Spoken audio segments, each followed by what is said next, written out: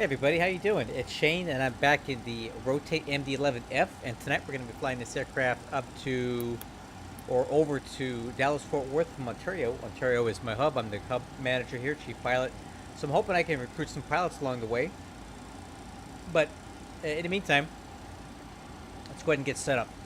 Let me go over our flight plan with you guys tonight before we start doing all the cockpit preparation stuff.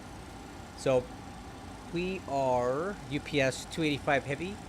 Cost index is 88 tonight. Our cruise altitude will be 330 initial, but I'll probably take it up to 350 pretty quick, pretty early on. Seems a little low. Oh. Payload is 214,000 pounds? That's not going to work. I think I did this for the wrong aircraft type. Well, I'm glad we checked it now. I was looking at that that flight plan there, and that's obviously not going to work. So let's go ahead and fix that, because that is definitely not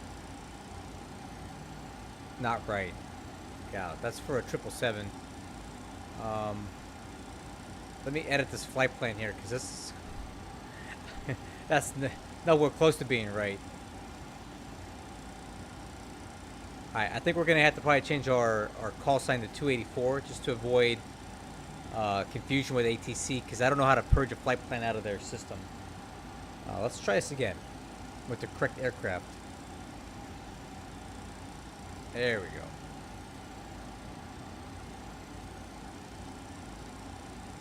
And we'll change it to UPS 284 just to deconflict from the flight plan I've already filed.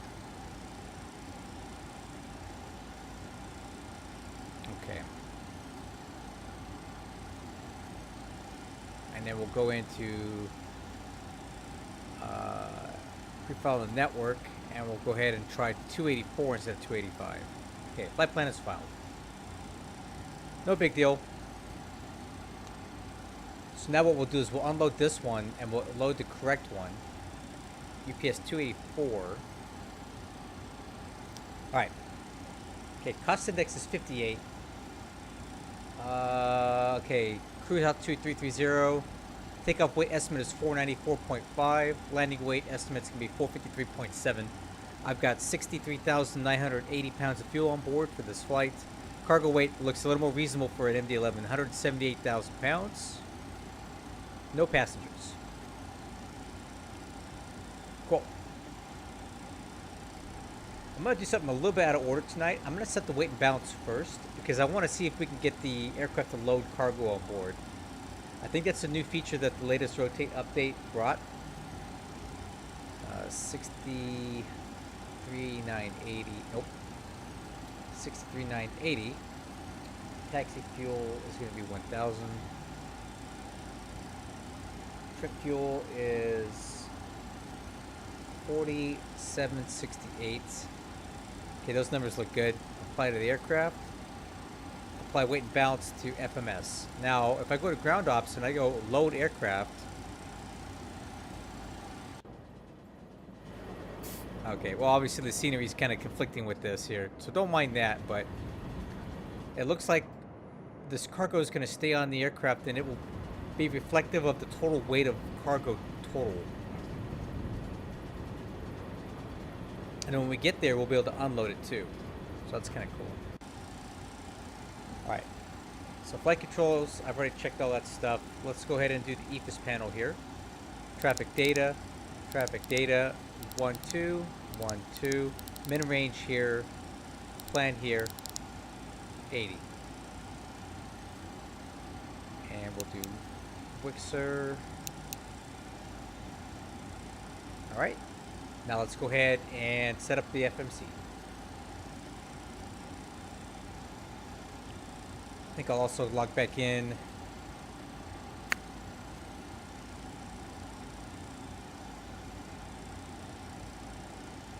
There it is. Okay. We've got our clearance. We'll come back to that later. Let's get this FMC set up. So we'll start with initializing IRS. Now I'll go over here to reference AOC, and we'll type in our flight plan KONT KDF DFW.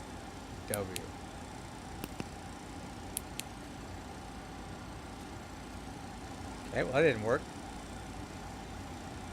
Maybe if I put this in.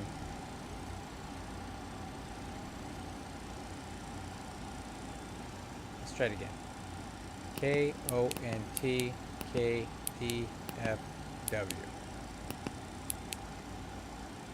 There we go. Okay. Guess looks right. Let's press insert. Okay. Flight plan review. Let's validate the flight plan.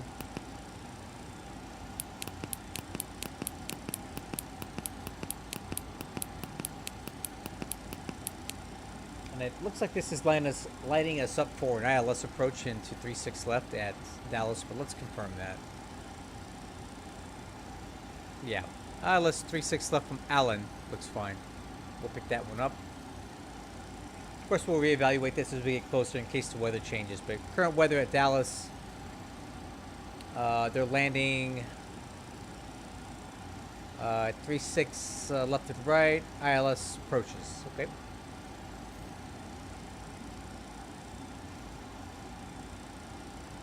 What's up, Captain Kurt? Welcome aboard. Hope you don't mind a little bit of MD-11 action tonight. This will be a longer flight. Something change it up. So I want the I-36 left. Allen. Insert. Okay. What is going on here? Oh yeah. So SOC will fly direct. Okay, the lines are connected there.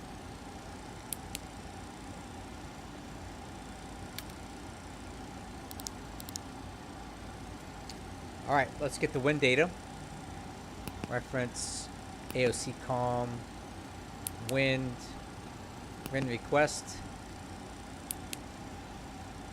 Okay, one looks good. Insert. And then we're gonna do performance data. Okay, flight 330, 64,000 pounds.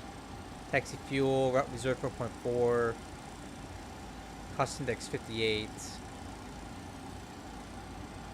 Yep, we'll insert. And then we'll get the takeoff data for 2-6 left.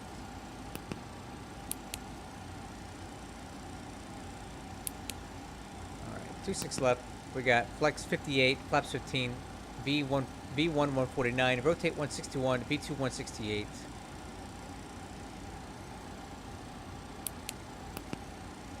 Okay, outside air temperature is 23. Uphill slope 0.1, headwind 10. Climb thrust at 24, acceleration out to 24, 26. Let's go ahead and insert. Okay, so perf data, weight and balance is already set. Takeoff request is done. Takeoff data in the FMC, let's review that now. So on the init page, let's get our alternate put in there. Looks like our alternate tonight's going to be OKC. Oh, that's cool. KO Oklahoma City. Okay, cruise looks good. Fuel looks good.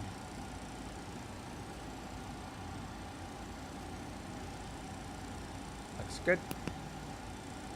Okay, and the takeoff page is filled out, no blocks. Looks good. Alright, FMC is checked. Final cockpit preparation checklist. Fuel quantity 64,000 pounds. That's checked. FMC is checked and set. Takeoff selected. Flaps 15.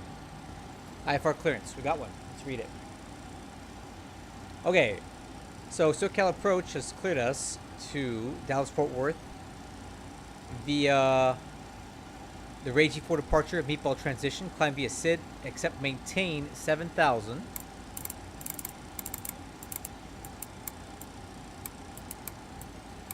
Okay, we got that. Expect 330, 5 minutes at departure. Departure frequency 2805. And we'll call him for taxi. Our squawk code is 7616. 7616. Okay, let's set the radios for departure. Put the guard over here.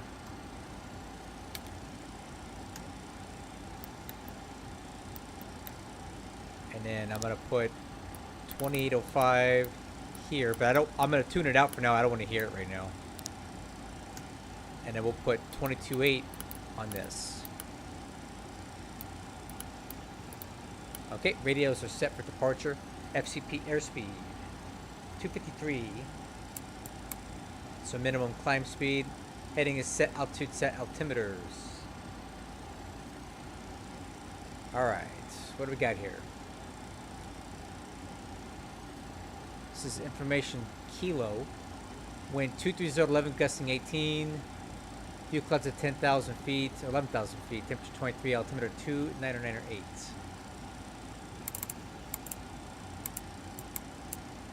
And I'll get the standby too. Alright, that's set. Auto brakes, take off. APU. Starting. Alright, let's go over our departure briefing and we'll get ready to go.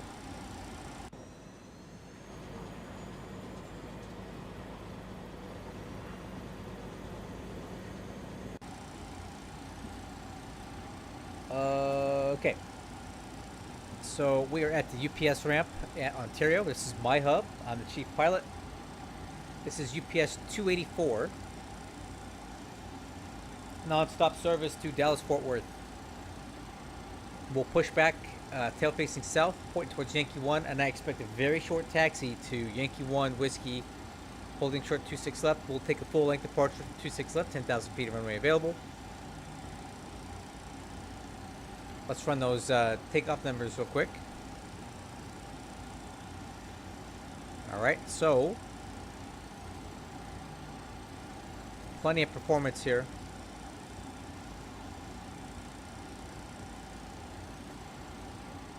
No issue with stopping distance on this.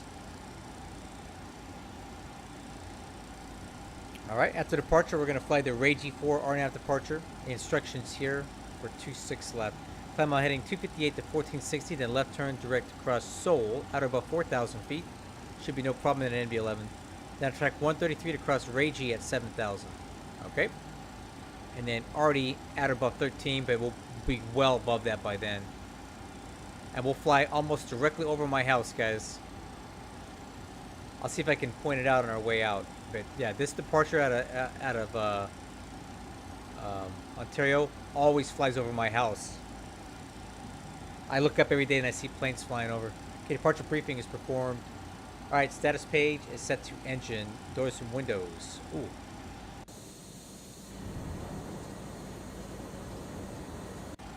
Just for fun, I want to see if all that cargo got loaded in there.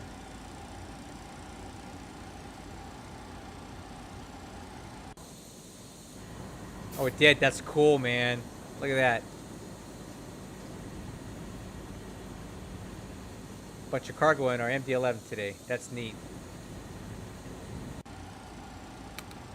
Alright, cool. Let's see here. We'll close the main cargo door.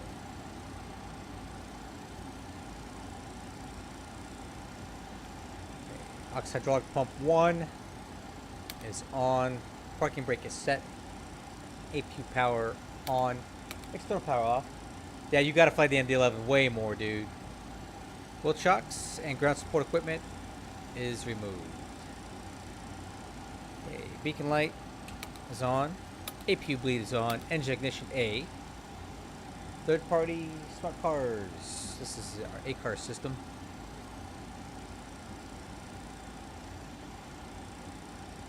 It is running. This is aircraft November 296 uniform Papa we're flying today. Push to start. Ground to cockpit. Tow is driving up.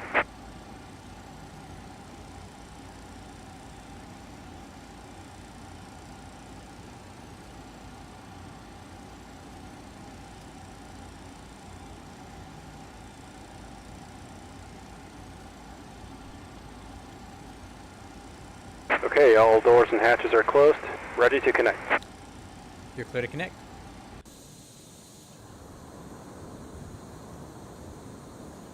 So this guy behind us, I believe, is flying with us to Dallas. He's a guy on my Discord server.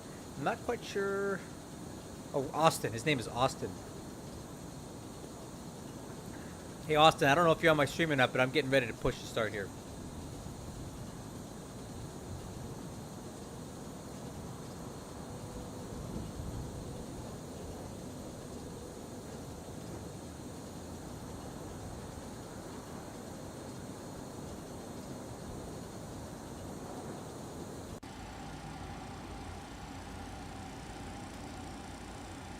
Oh, what did you think about that landing at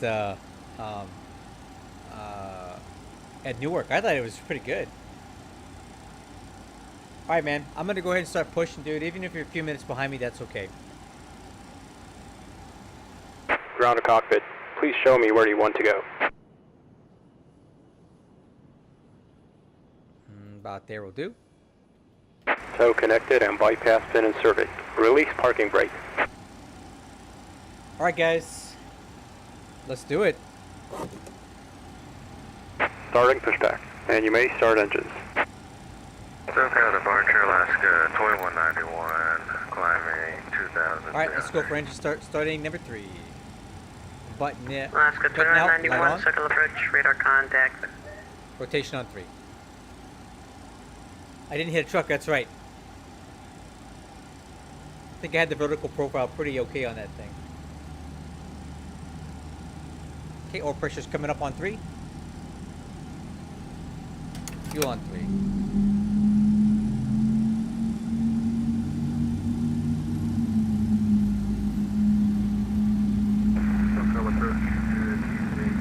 Button in, light out.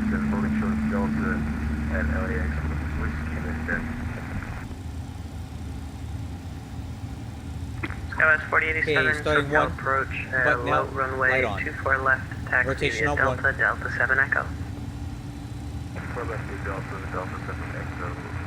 Oil pressure on 1. Level 430, radar contact, say altitude. 1,800 Still on for one. 5,900, 430. United 430, roger. There 1 Tango Yankee, you have an approach that you'd like. Hey, button in, light out. Starting 2. Yeah, I Button can out, take the light on. ILS for 29 right, 1 Tango Yankee. Rotation on 1. Correction, rotation on 2. November 1 Tango Oil Yankee, pressure on roger, 2. you can expect that. I'll expect the ILS 29er right, November 1 Tango Yankee. Alright, fuel on 2.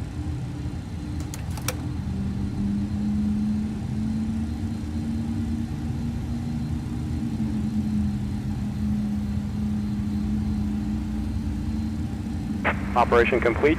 Set parking brake. Disconnecting tow. Stand by. Okay, at the start checklist, engine anti-step required, APU bleed off, APU off. Check back ground signal. Taxi checklist, flaps set for takeoff. Flaps 15. Spoiler handle. Arm.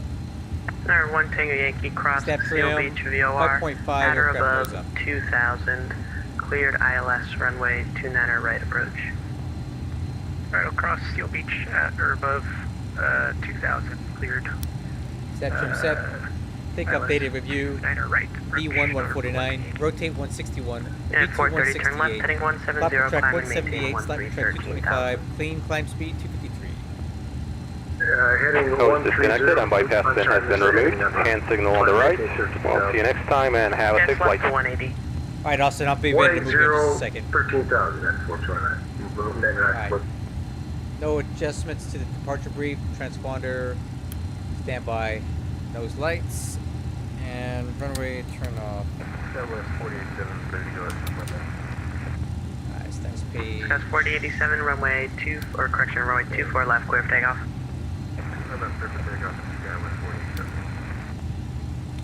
Alaska 2191, LA Center Controls. offline, radar services terminated, frequency Ailerons change left. approved, bye-bye. Ailerons right. Forward advisory. Elevator up. Alaska 2191. Elevator down. Rudder left. Rudder right. Alright, I'm gonna start moving just to get out of the way for Austin to push. So departure, good evening, UPS 284 Heavy at Ontario, ready for taxi to 26 left.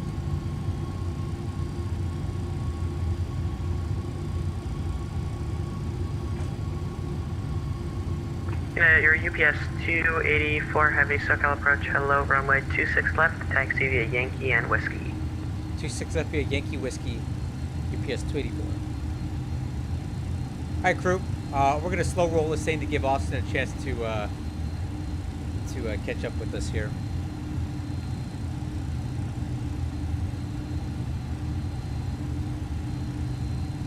At 430, turn left, heading 120. Heading 120, United 430.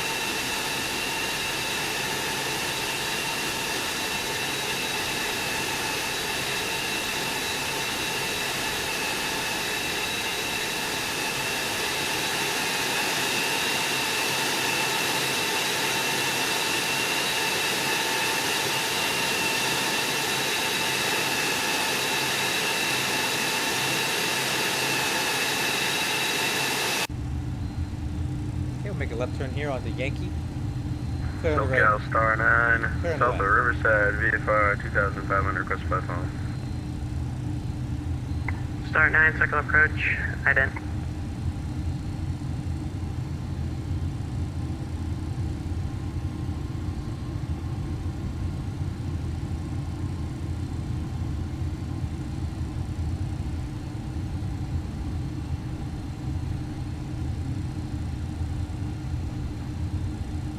Sunglasses on. Star 9, radar contact 15 miles to the southeast of the Riverside Airport.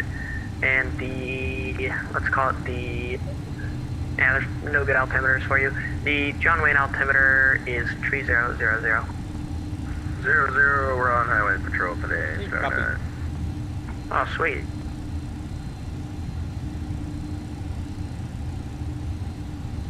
Skywest 487 with you, 2500.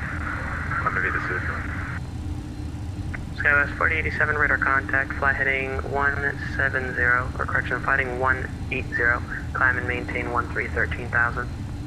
Heading 180, climb and maintain 1313,000, Skywest 487. Alright, I did check the nose wheel steering and Yeah, the at brakes. 430, this will be the final heading I give you, turn left, heading 100. Heading 100, United 430. Okay, before takeoff checklist.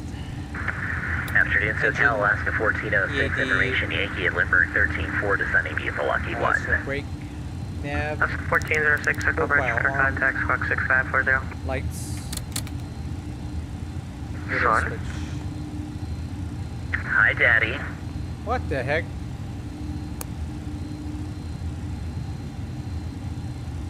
There are 2 Juliet Romeo, runway 31 left, clear to land.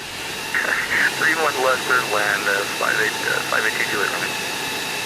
This is why we don't allow NWR on frequency. Exactly. True. Awesome, I thought you said you were pushing, In man. Alaska 1406 with that lumber altimeter 300 tree at Lindy, clear approach, runway 27. At Lindy, clear for the approach to 27, we're doing the Zulu this evening. Alaska 1406.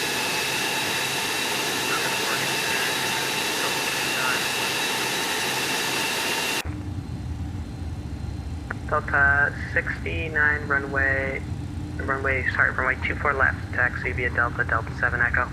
I'm gonna give you like 2 more minutes and then we're gonna go and you can catch us some flight. You got 2.5 hours to catch up to us, so we'll give you just a little more time and then we gotta hit the road.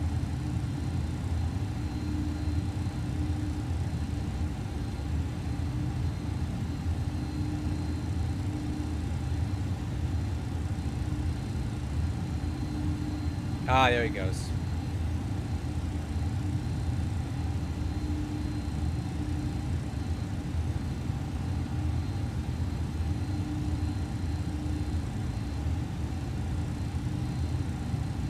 I tell you what, I think you're faster than us anyway. You'll catch us in the air, Austin.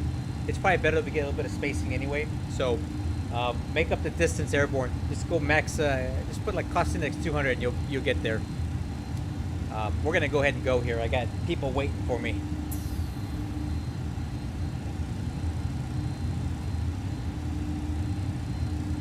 Skywest 4087, turn left, heading 120. That's heading 120, Skywest 4087. SoCal approach, hello, Delta 2120, about to leave flight level 240 of the Angel 4, we have whiskey on board. Delta 2120, SoCal approach, hello at Circus, cleared ILS, runway 24 right approach. At Circus, cleared Hi, ILS guys. 24 right I'm talking approach, for departure. Delta 2120. So departure UPS 284 heavy ready for takeoff 26 left Ontario. UPS 284 heavy, wind 23011, gust 18, runway 26 left, clear for takeoff. Left takeoff 26 left UPS 284 heavy. Alright, let's go. Departure Delta 69, departure 24 left. Delta 69, runway 24 left, clear for takeoff, wind 25015. 24 left, clear for takeoff, Delta 69. I got 178,000 pounds, so not too far off.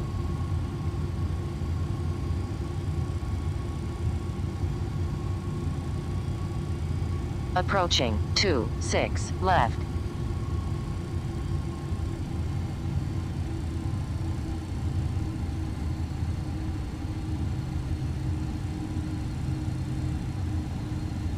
United 430, clear direct to KRF. It's Charlie Alpha Romeo India Foxtrot. Clear direct care, United 430. On runway 26 left. Okay, auto flight.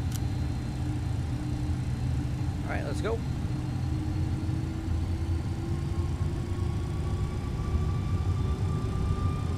So it's a little bit of wind from the left of the gust. Alright, stabilize. SoCal Departure, Connie 5 Heavy, ready for taxi, Ontario. Set left, heading 100, Skywest 4087. Russ set. And Connie 5 heavy, SoCal approach, hello, This is runway live. 26 left, taxi via 80 Yankee knots. and Whiskey. Okay, take off clamp. 26 left via Yankee Whiskey, Connie 5 Heavy. United 430, you can expect the visual approach, runway 27. Expect visual for runway 27 in San Diego, United 430. Delta 69, radar contact, say altitude. Delta 900, Delta 69. Delta 69, roger, climb maintain 1110,000. Climb maintain 1110,000, Delta 69. UPS 284 heavy, radar contact, say altitude. Climb to 1,500, 284. UPS 284 heavy, roger. And UPS 284 heavy, climb maintain 1313,000. 1313,000, UPS 284. United 430, Limburg altimeter 3003, information Yankee current. We have Yankee on board, United 430. Scouts 4087, same for you, can expect a visual approach, runway 27, the altimeter is 3003, and information Yankees current. Roger, Hoboken Yankee, altimeter 3003, effective visual 27, Skywest 4087. 1 Tango Yankee, runway 29er right, clear to land.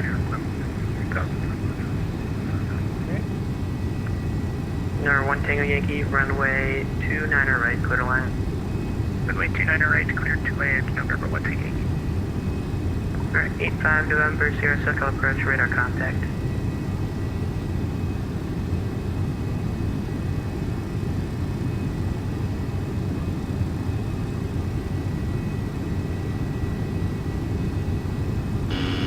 Stabilizer motion. Okay, 250 pitch. Flaps track.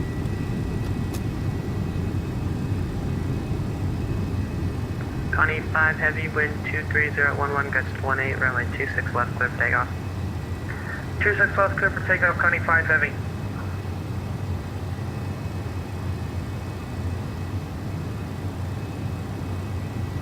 Delta 69, turn left, heading 180. Left 180, Delta 69. Flaps track.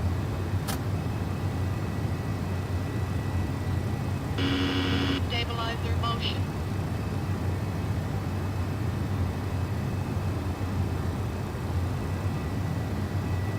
Okay, looking for 253 pitch.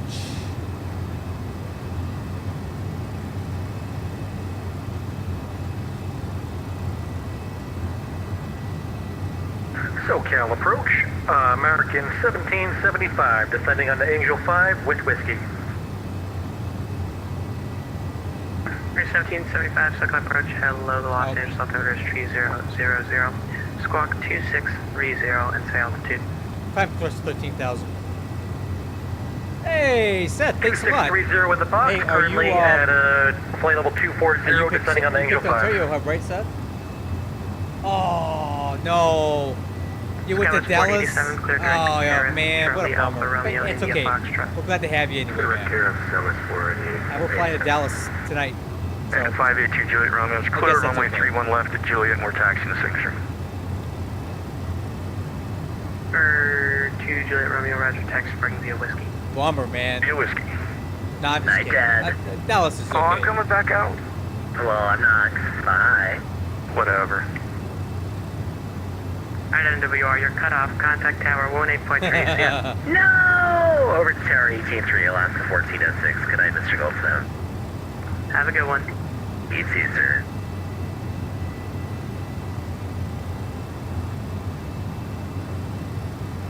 Okay, autopilot. Dub 69, turn left, heading 110. Dub 69, climb, maintain 13,000.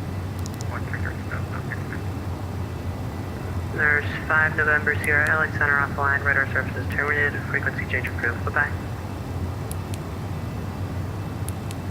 That 4 November 85 November Sierra. Yep. Alright, let's go back to profile. Alright, 335 pitch. And approach colors 2256. At the takeoff checklist. Landing gear up, lights out. Spoiler handle disarm. Auto brakes.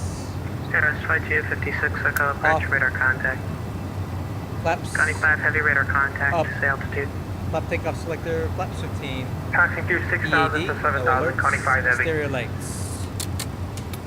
Connie 5, heavy, climb, maintain 13,000.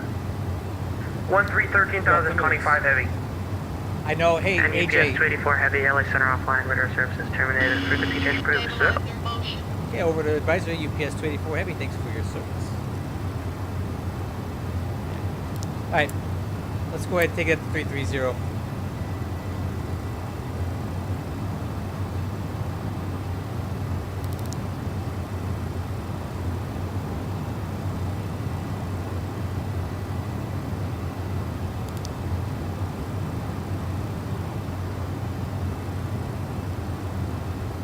Alright, looking good, guys.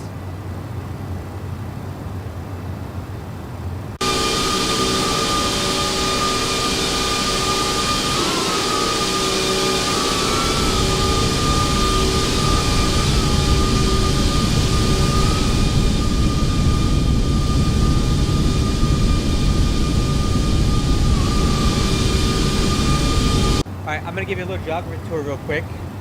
If you look down over here, this is Lake Paris.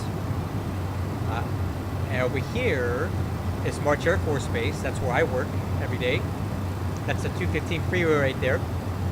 And then my house is going to be... let me see here. Okay, my house is going to be up this road a ways. I can actually see it. I'm not going to point it out to you, but I can see my house. It's in this area over here. That's pretty cool, huh? I told you every time everybody leaves out of Ontario, they fly over my house. And this is the area that I live in real life. Waving down at my dog right now.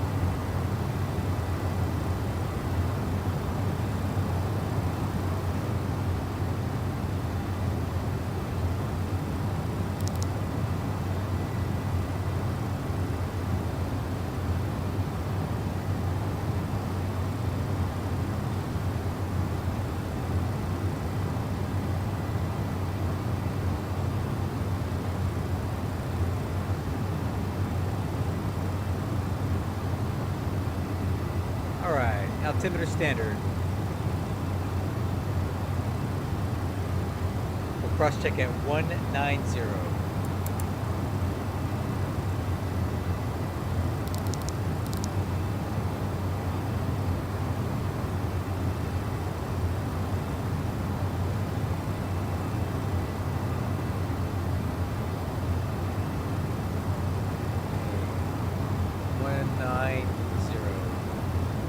After takeoff checklist complete.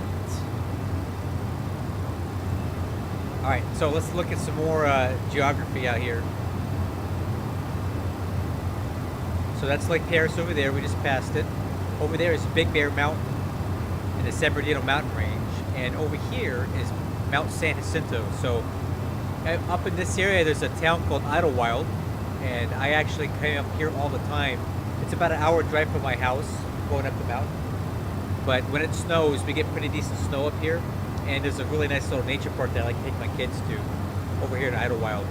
On the other side of this mountain is Palm Springs, California. Over there. And then this gap between the Mount San Jacinto and the San Bernardino mountain range is called the Banning Pass. I just flew through this the other day, going into Ontario from Phoenix. So the Banning Pass right here. See, this is why I like being the hub manager, the chief pilot for Ontario. I know the geography, I know the area so well. The landmarks are very easy for me to point out.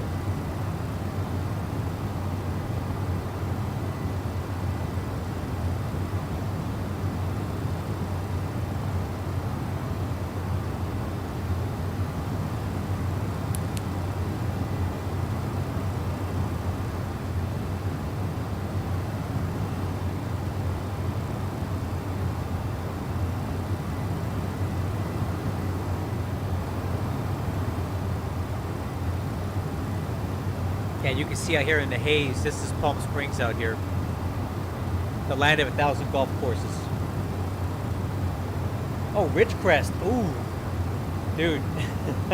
Ridgecrest is, yeah, that place is something else, man. I actually am from Barstow, California, which isn't a whole lot better than Ridgecrest, but I say Ridgecrest is where the hills have eyes. And there you go, Mount San Jacinto right here. There's actually a really cool cable car that takes you up from the bottom down here all the way up to near this mountain. It's pretty cool. Big Valley, all right. That's a bit further north, as I recall.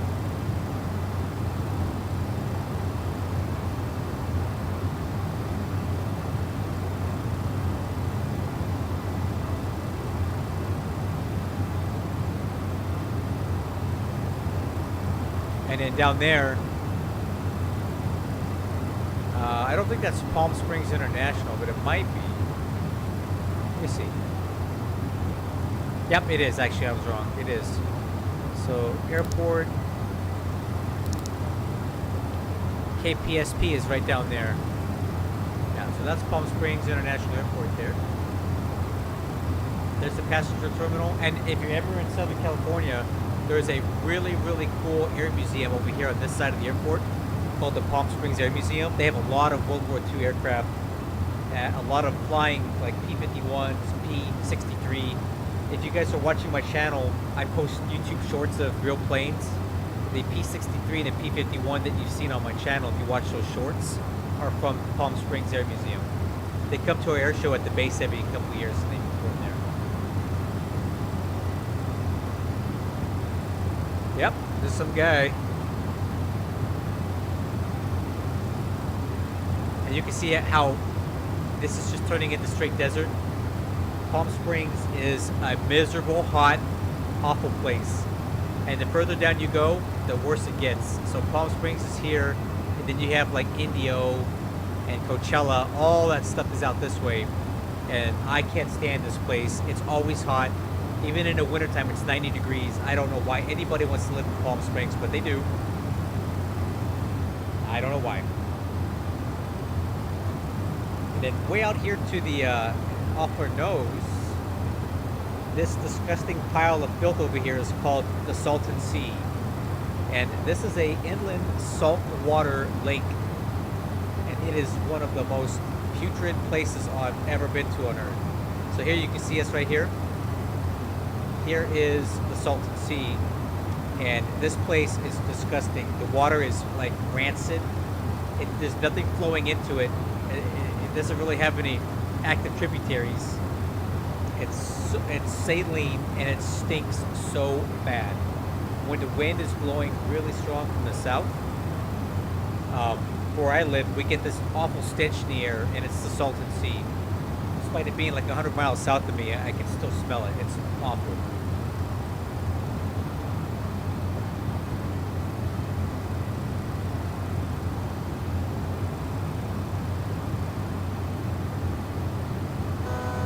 Altitude. 1,000 to go.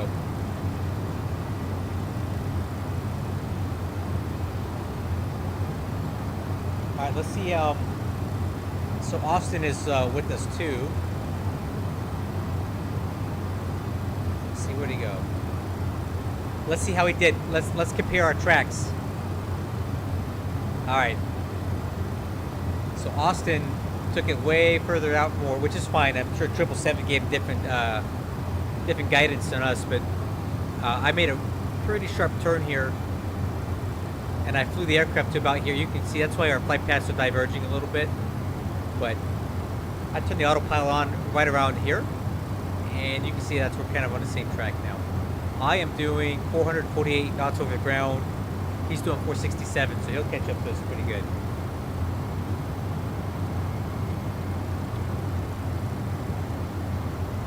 All right, guys, we're cruising.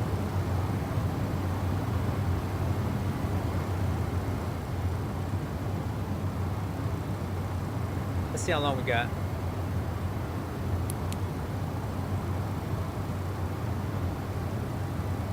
All right, so we're estimating Dallas-Fort Worth at 0416 Zulu time.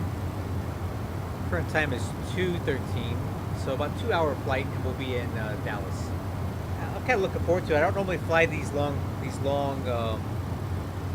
kind of flights on stream, but hey, a lot of people come on and off the stream. We'll get a chance to meet some new blood, I guess.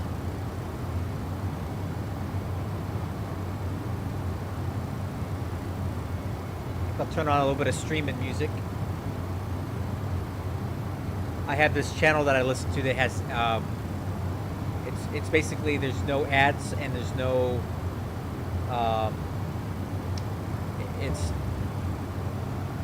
copyright free, so you're allowed to use it on your stream, so it makes some pretty decent background noise.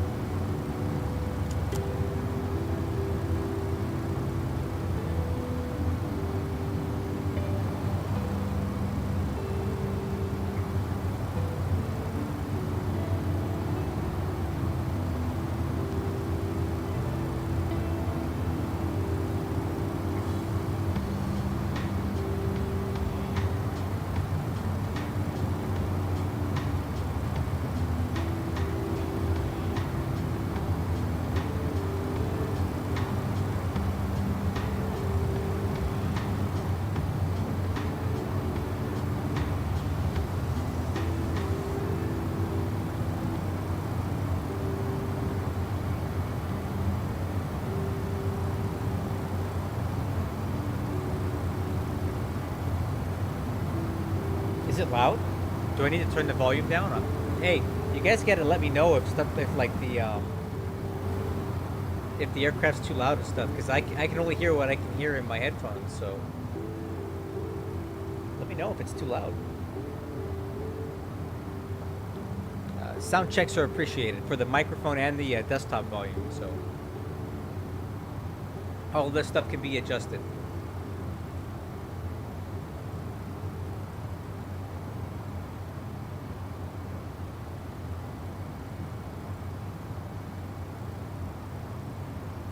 Alright, so I think one thing we'll do here is what I like to call a fuel check. So we have a flight plan, obviously, right? Let's put this on fuel. And what I like to do is every so often I like to spot check our fuel consumption. So we'll come on to the flight plan here.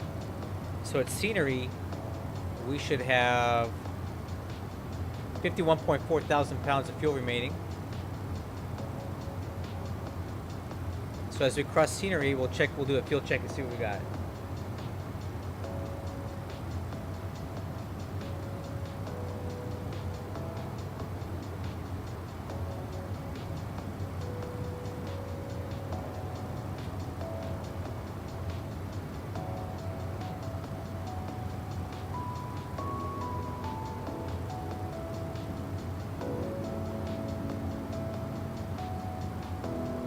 Okay, so we crossed scenery at with 52,600 pounds of fuel on board. So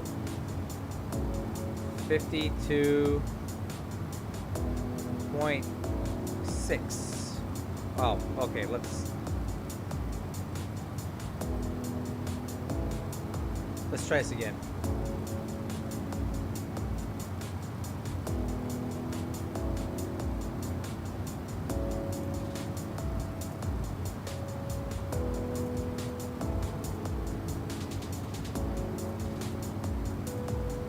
So we're plus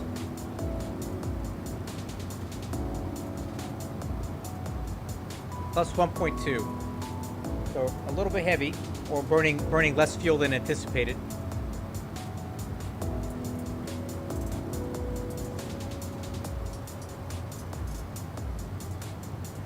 All right. Let's take a look and see what our what our optimum altitude is. 350 actually. See if I can get some read on the winds. So we've currently got like about a 40 knot headwind component.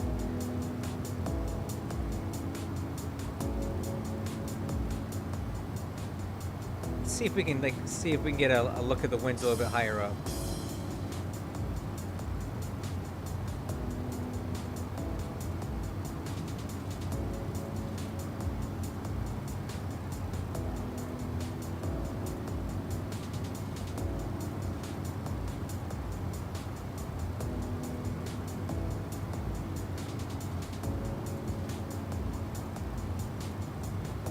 This is 340.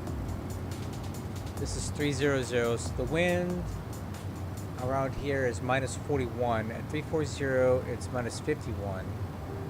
At 390, it's 59. So actually, it's better for us to stay at this lower altitude for a bit because we'll have less wind down low than we would up here at 350.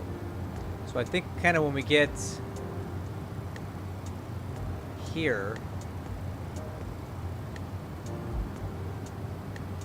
so 47, but yeah, when we get to about I don't know, somewhere crossing into New Mexico, when we see that wind come off the nose, we'll go ahead and climb up to 330.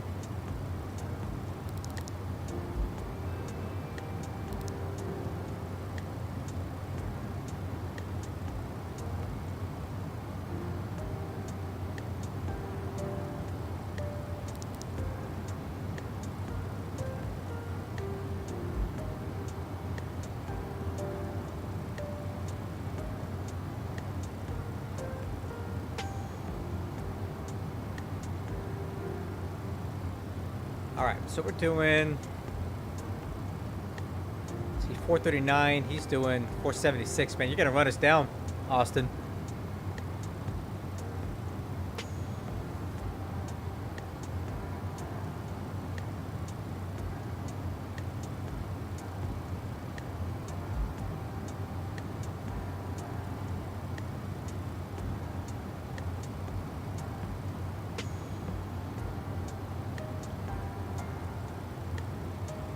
I said you're going a lot faster than us, but that's okay.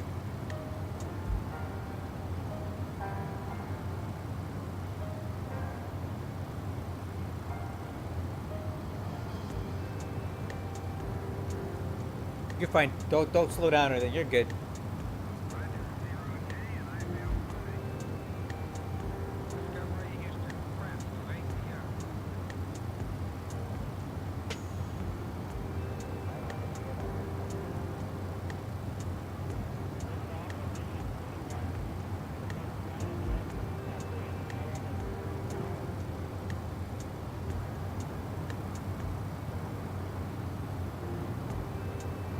Dude, are you serious? Like, it's not that loud. I've turned it way down, man. How much more quiet do you want it?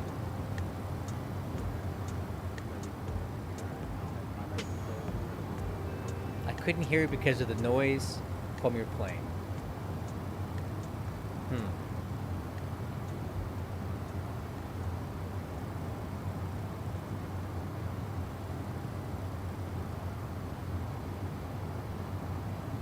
So apparently, guys, tonight there was an event at Raleigh, Durham Airport. That's why there's so many planes, so much ATC on the East Coast. I thought about flying there, but I just wasn't in the mood to deal with all those people talking over each other tonight. So I skipped it. Thought we'd do something a little more low key over here on the Best Coast. I haven't been to Dallas in a while, so I thought we'd fly there.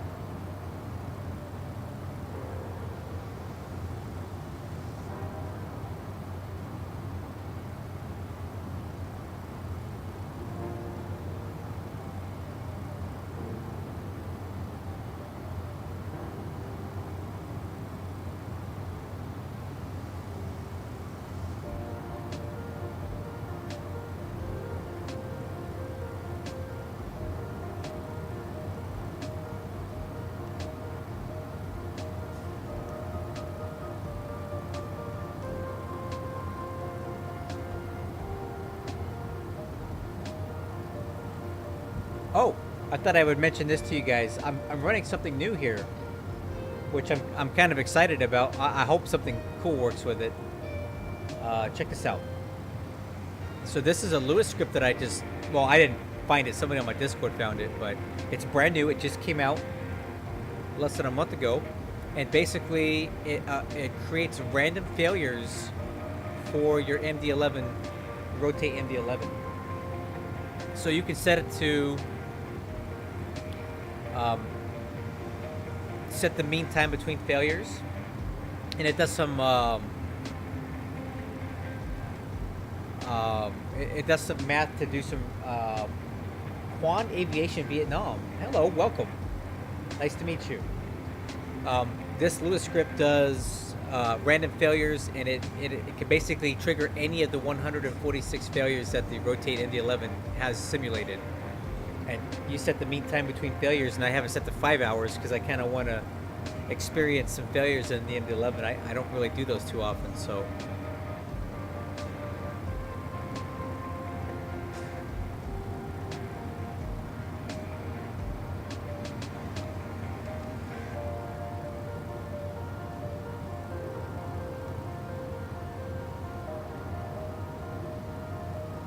It's pretty cool. So if you guys are running the Rotate MD11, check this script out. And then there you go. There's all kinds of instructions here, and I'm running the change v3.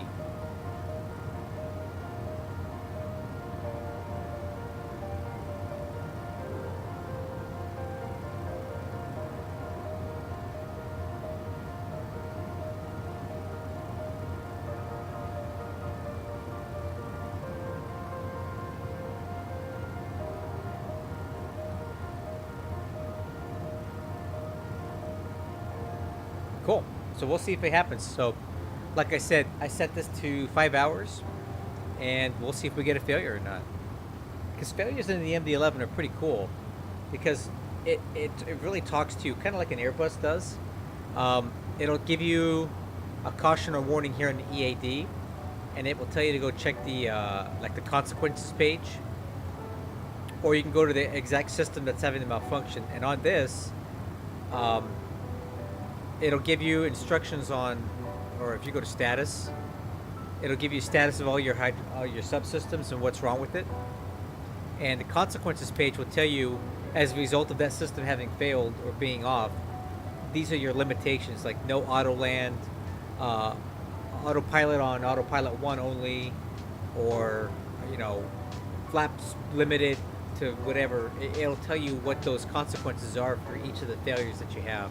So it's really, really cool. It's more than what the Boeing will tell you, and it's something along the lines of like the ECAM on a Airbus. So we'll see if we get a failure tonight.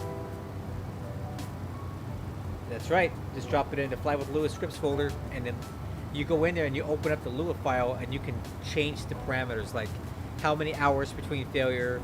Do you want to recycle the failures? Do you want to keep a clock going from the last time? So if you flew 3 hours on this flight and nothing happened, it'll pick up when you start flying the next flight, and it'll add 2 more hours to what you've already done. It kind of keeps a running tally for its mathematical equations. It's really cool. I mean, it's cool.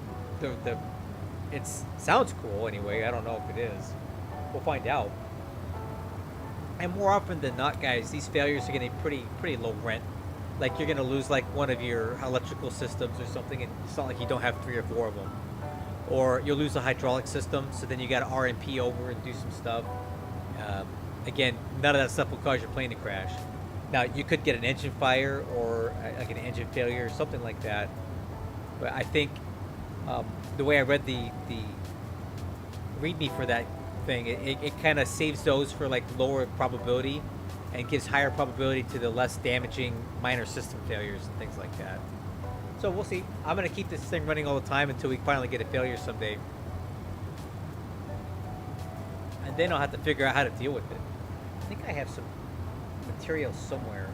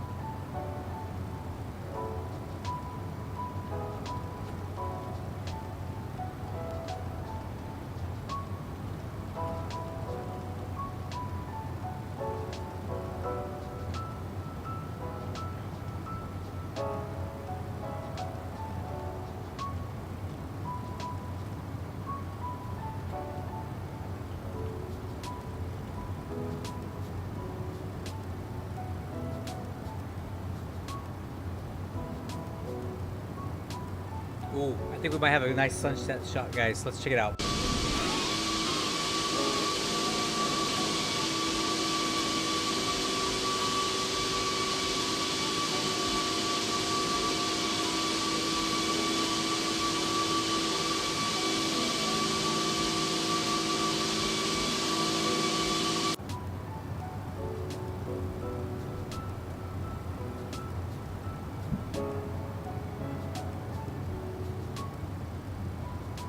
Oh, okay. I guess I can just go outside of the plane.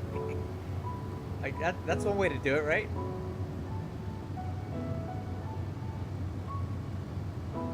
It's the invisible wall.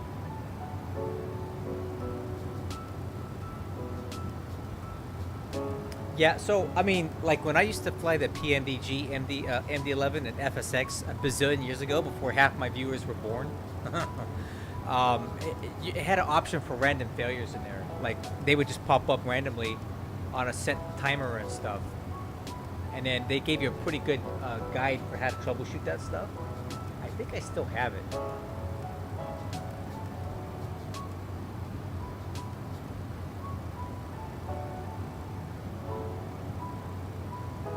Let me see if I still have that thing, because I kind of need it.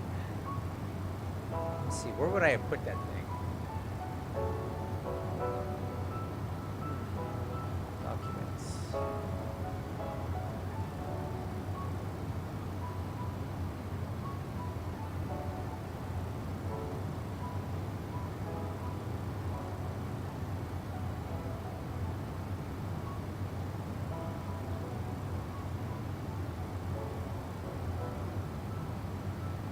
Gotta remember where I put that file.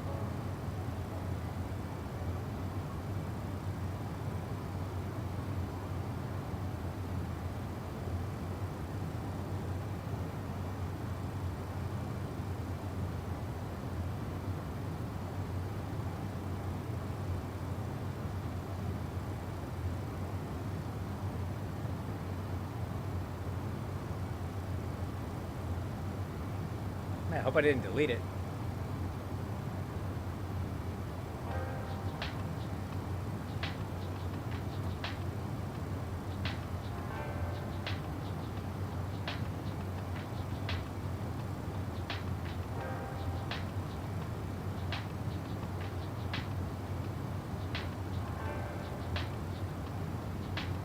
Ah, found it. Check this out, guys. Look at this gem. This is the PMDG MD-11 flight manual. And it was pretty awesome back in the day. Like, so much so that it still holds up today. And this is what I would probably be using if I had a MD-11 failure right now. I would probably use this thing to troubleshoot it, right? Because it works really good.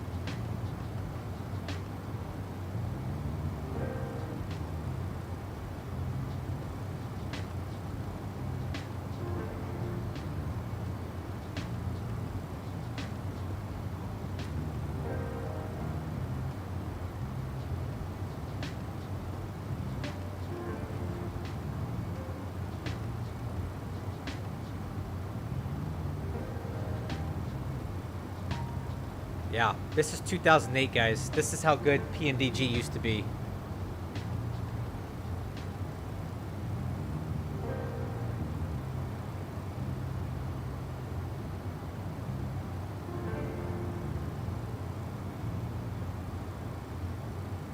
So, if we do get any failures, I'll probably have to bust open the PMDG manual to troubleshoot it, you know?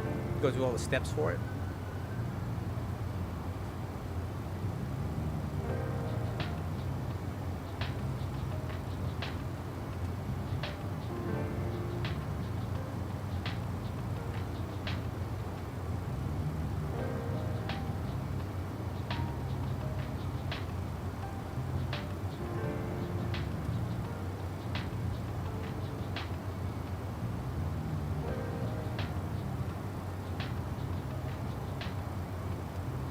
Kind of a shame that Rotate doesn't really have a doesn't have an auto failure thing. I mean, if it's that easy as writing a Lewis script to do it,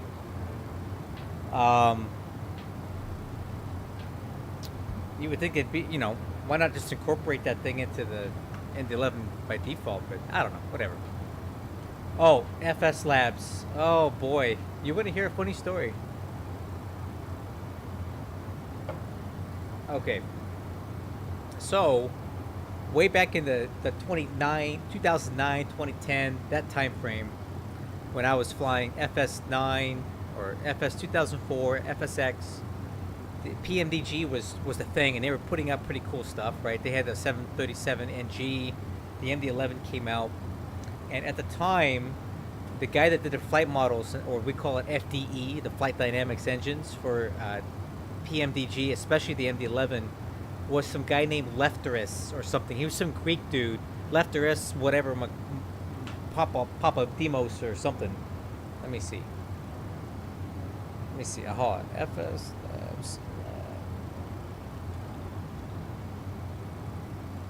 Lefteris Kalamaris. That's the name of the guy.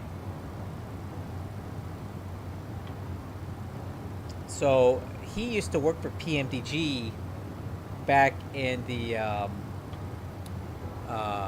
MD-11 days when they had it, and I also did payware stuff back then. I used to do flight models for a couple different companies, Alpha Sim or Vert Avia. That was one I did probably the most work for, but I did a bunch of different stuff, a bunch of different things.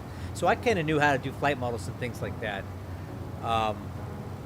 When the PMDG MD-11 came out, it was Lefteris, or whatever his name is. I don't know how to say Greek names. I'm sorry.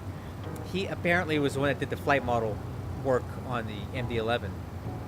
And Razzle Dazzle, Rob Mandazzle, whatever his name is, Razzo Frazzle, my favorite guy. He was, when they released the MD-11, he was just touting how accurate the flight model was to like 1% this and perfect that, and you know, it was the world's best flight model ever made. And oh, that's fine. So I remember I bought the MD-11 and I was really excited to fly. This was back when you guys were, well, not all of you, but some of you guys were kids. And I remember my first flight, right? I got it all set up.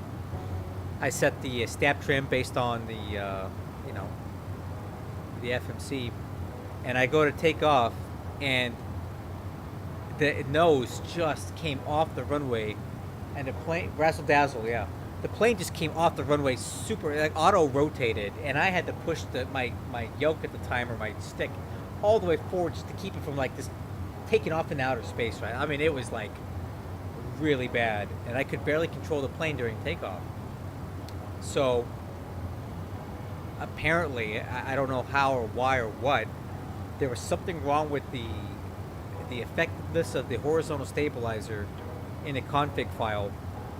So back then in FSX, you had two main files that controlled how the plane flew. You had the configuration file, and then you had the air files or something like that.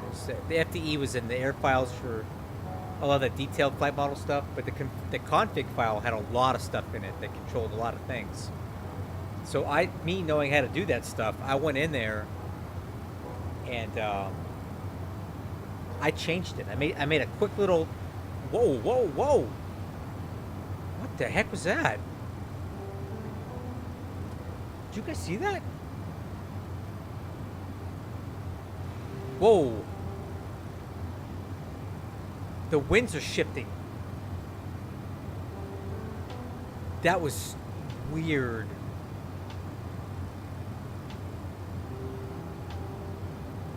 Dude. Those are some pretty violent wind shifts there. Look at that. Look at this.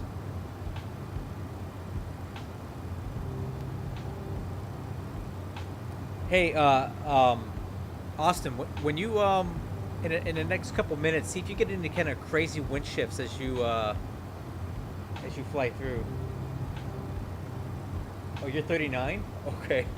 Well, I'm 41. Monica, I'm 41. Anyway, let me get back to my story now that I got interrupted by those crazy wind shears. I went into so I went back, wind flipped back and forth. Yeah, it was weird. I don't normally see the wind do that at high altitude like that, but anyway. I went in and I made a quick little tweak to the MD-11, the PMDG MD-11, and the second time I flew it, it was absolutely perfect. The horizontal stabilizer was just perfect. So I went onto their forum and I said, hey, I'm Shane. I love the MD-11. It's really awesome, but there's something really wrong with the horizontal stabilizer. If you set the trim to what the FMC says, it's too effective, and the plane wants to just take off on its own. So I made this correction to the configuration file. Just go in here to this line, change this to that, and it will tone down the horizontal stabilizer, so you won't get these crazy rotations thing. And okay, it's very foggy because it was like maybe 17 years ago or 16 years ago, but I recall Razzo Dazzle, whatever his name is, he replied to me and he came unglued. He was like, who do you think you are changing these files? You don't have a right to touch these. The license does not allow you to edit or modify or change it anyway. My flight model guy, Lepteris, is the best in the business. He would never make these mistakes. We flight tested this jet 1,000 hours, and we have real-world MD-11 pilots saying that this is the most accurate MD-11 they've ever flown. And if you don't cease and desist, we're going to come after you. I'm going to pursue legal action. Blah, blah, blah, blah, blah. Guys, again, I'm paraphrasing here. Don't quote me. It was like 16, 17 years ago. But that was my perception in my brain to this day, how that conversation went. And I was absolutely blown away by that guy's reaction. And that's why I call him Razzo Dazzle to this day, because I was so put off by his attitude when I was trying to just make a correction or help people out with this thing, because it was not good, okay? And I made a little tiny tweak to make it good. And he just came at me like crazy bad. And 17 years later, I still think of that moment on the forums when I made that comment. and the way he acted. That's why I call him what I call him. But yeah, and apparently Lepterus. Yeah, see? Do you know what I'm saying, Austin? It wasn't just me, right? It was a pretty crazy wind shear or something. It's something with the X-Plane 12 high altitude weather in that particular spot. That Lepterus guy left PMDG, and it was very scandalous, and there was like it was a big deal when he left PMDG. And then he ended up creating FS Labs. I think that's the same guy. But when he left, it was kind of like not good. It was really bad. It made it seem like there was like a big rift in the PMDG company. Because like that Lepterus guy was like the guy for a lot of stuff for them. So when he left, it was kind of a big deal. And now he does FS Labs. So that's my story, my old Flight Simmer story for you guys for tonight. Hope you enjoyed it.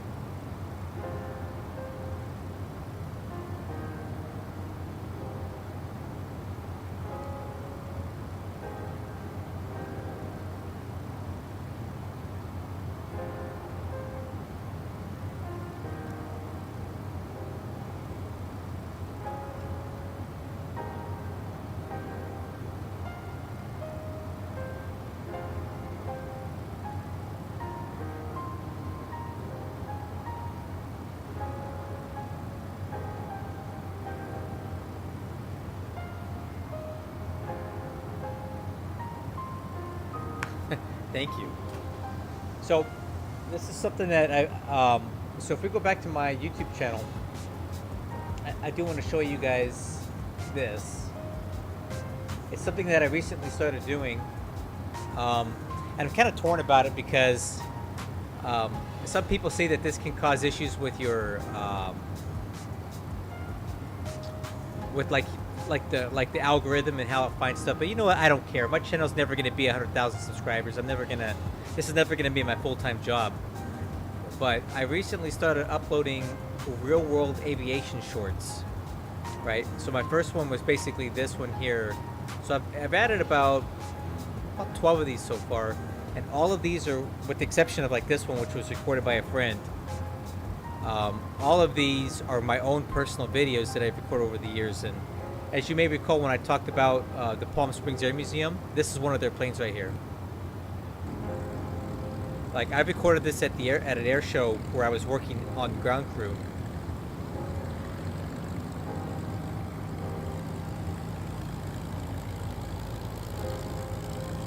And that's from the Palm Springs Air Museum. Or like this guy right here. I like my own video.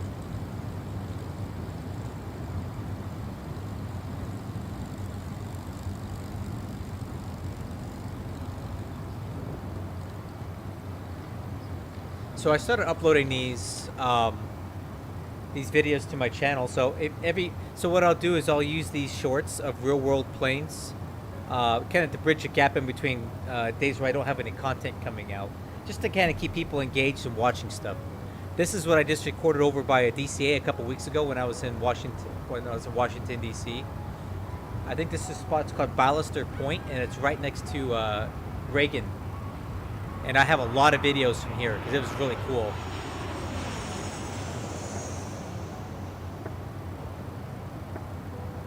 Man, look at that iPhone zoom, dude. That's hot. Look at that. Look at that iPhone zoom.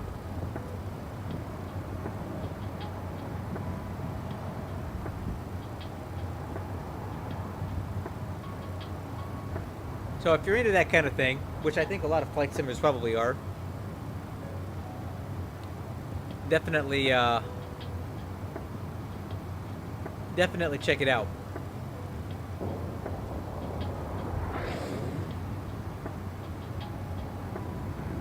Anyway, that's my plug for my YouTube shorts. Check them out.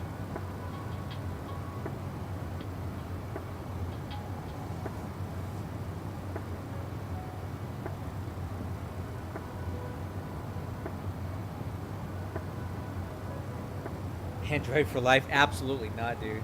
I've been rocking iPhones since 2010, and they've never let me down. I've had iPhones forever, like 8 of them, 8 different ones. I've never had one break, fail, or die on me before I got a new one.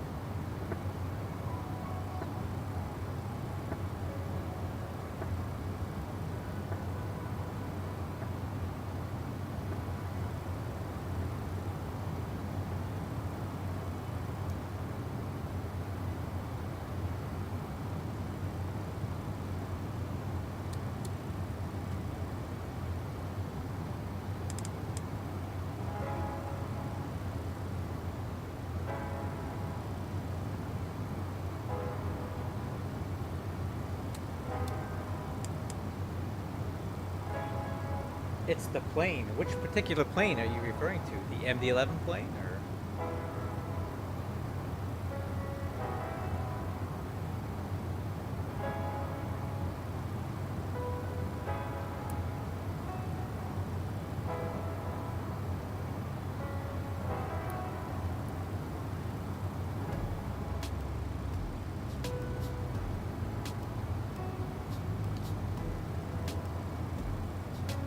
Get some lights on in here since we're just cruising right now.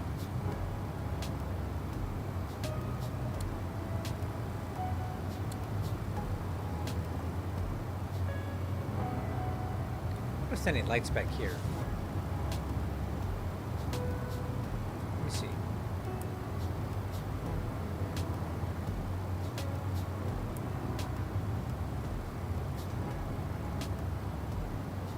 Yeah. So yeah, you know what? Circle, I hate it. Unfortunately, the MD-11 does not have a good reputation. It's been involved in a lot of high-profile crashes and accidents, going back since the late 90s. So I will say this, for the MD-11, the Swissair 111 crash, it was really doomed, but I'm not blaming the MD-11 for that. So the cause of that was an aftermarket third-party in-flight entertainment system that was put onto the aircraft that was not installed properly or wired well. So when the wires started arcing, overheating, melting, all that stuff, it lit up insulation that was in the aircraft that any aircraft would have. So if that defective system had been put into a 747, a 777, a 767, you name it, the same thing would have happened. It was just the design and the wiring of that in-flight entertainment system that Swissair was using was just not very good. So it caught on fire. And one thing that compounded that crash was that the pilots were a little over obsessed with dumping fuel. They wasted a lot of time. They wasted a lot of time trying to dump fuel and deal with that when they should have just diverted immediately to an airport. I'm not saying that they would have made it, but they may have gotten a lot closer than instead of crashing out to sea. So they were just kind of distracted. I don't think they understood the severity of the issue they were having, so they were kind of more concerned with dumping fuel and getting down below max landing weight, which, you know, in an extreme emergency, if you land overweight, it doesn't mean the plane's going to just fall apart. It just means that you have to do additional inspections for an overweight landing. And many of those are just visual inspections, right? So that's my take on the Swissair thing. How do you avoid the whole bouncy landing thing? Well, you fly the plane better.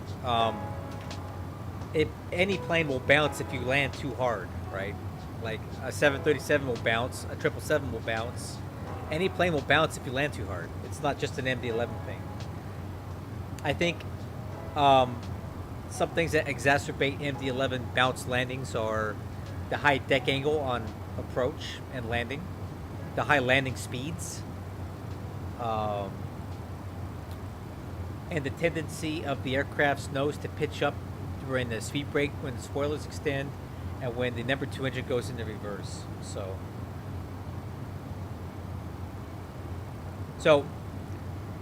it's not the bounced landing. The bounced landing can happen in any plane, but the MD-11 is a little more susceptible to hard bounce landings because of the way that the landing gear is connected to the wing spar.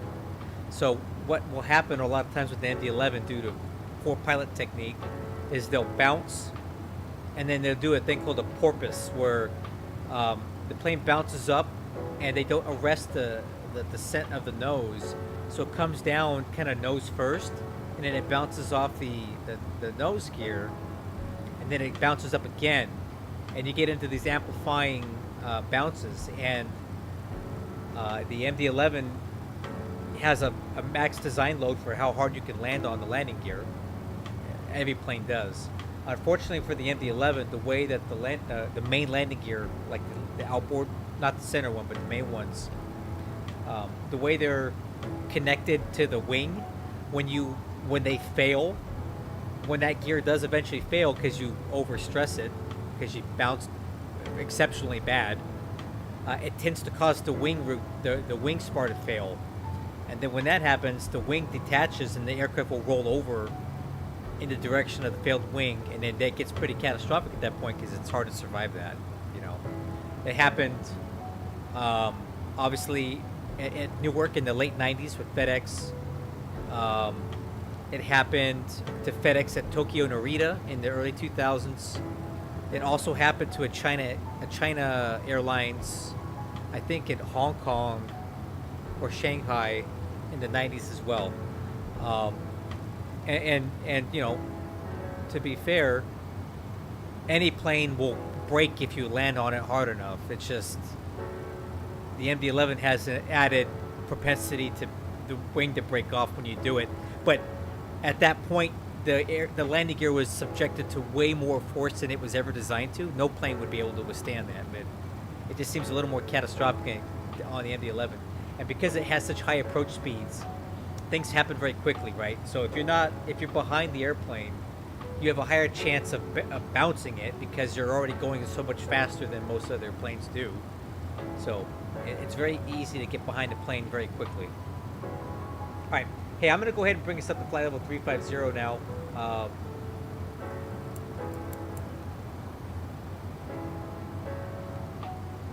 All right. Climb thrust 350.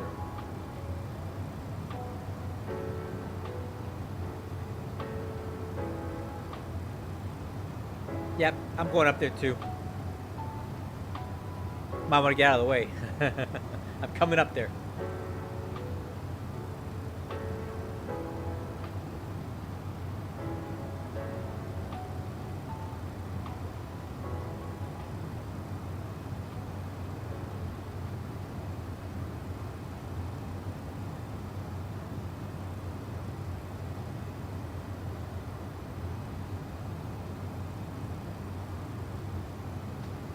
Yeah, I mean, I've bounced every plane that there is flying it before,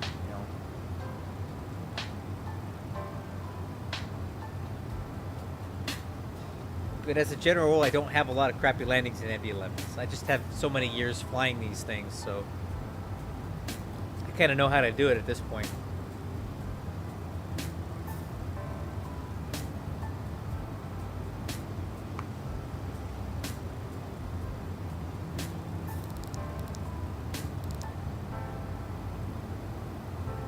Alright, let's do another fuel check here. So SSO.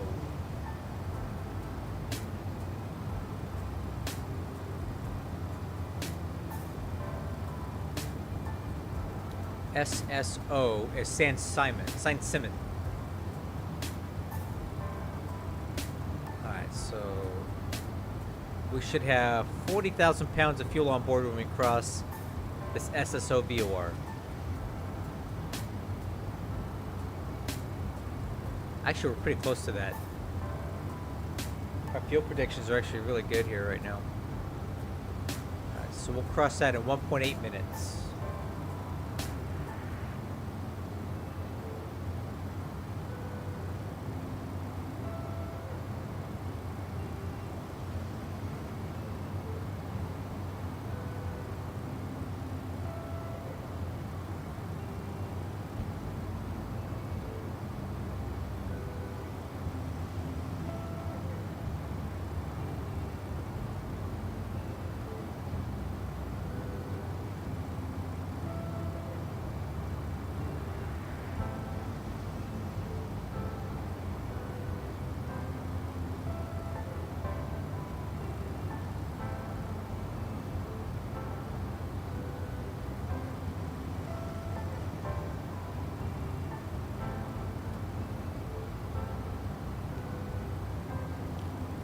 Yo, what's up, Justin? All right. 6 miles to go.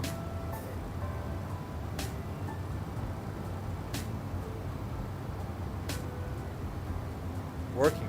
It's too late to be working, dude. It's like 11 o'clock at night for you, man. What are you doing?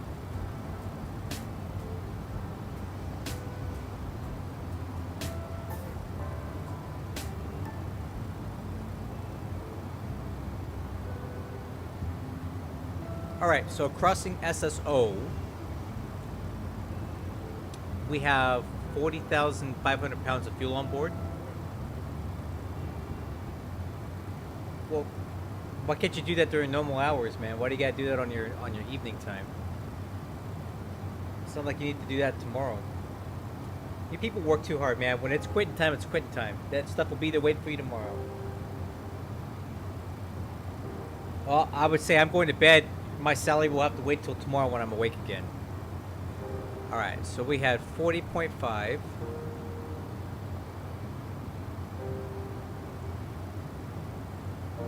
And then that means we had plus 0.5 there. Okay.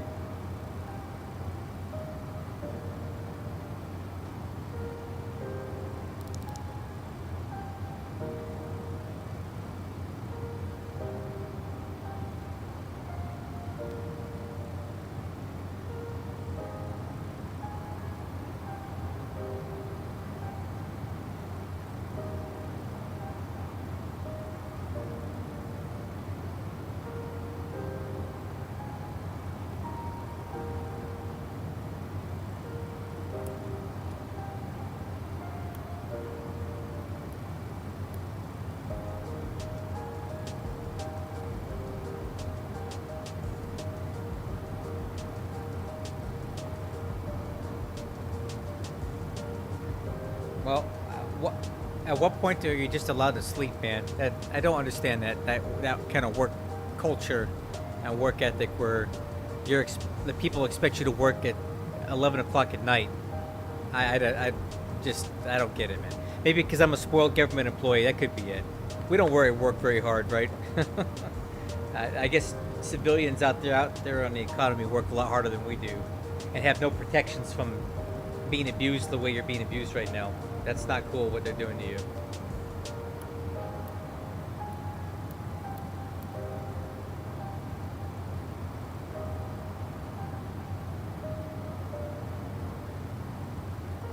Yeah, well, I'm a federal employee, so I got it made too, I guess.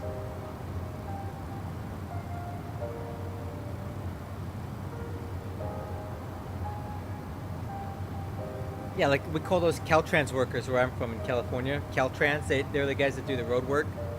There's always one guy working and 4 guys standing around watching them. Caltrans.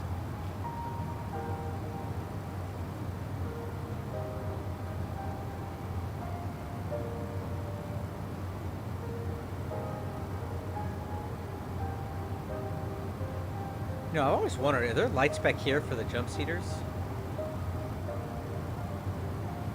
Does this guy have a light somewhere? Let's see. Let's see what kind of Easter eggs we can find back here.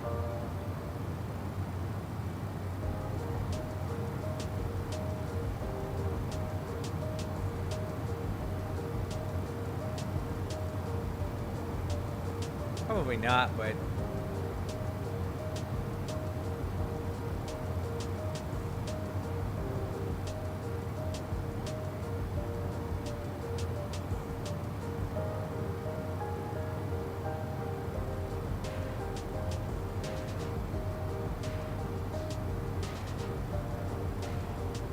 Oh, they didn't remove my pension. I still got one coming. I pay into it, so.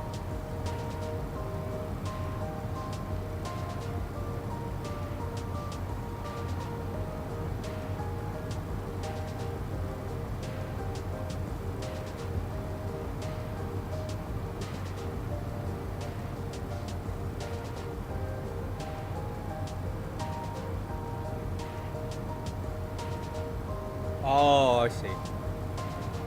Yeah, I've been a federal employee for a long time, so I'm looking at a pretty robust retirement setup here. All said and done. Let's see. Okay, nothing back here. You know what? Let's go take a look at the. I want to see if the cargo bay has those pallets in there.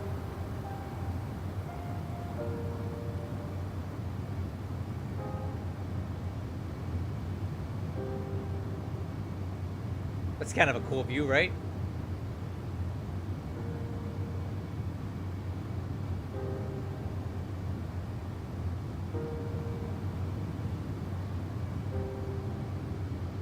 I think the cargo would be back here, right? Oh, it's cool. Look at that.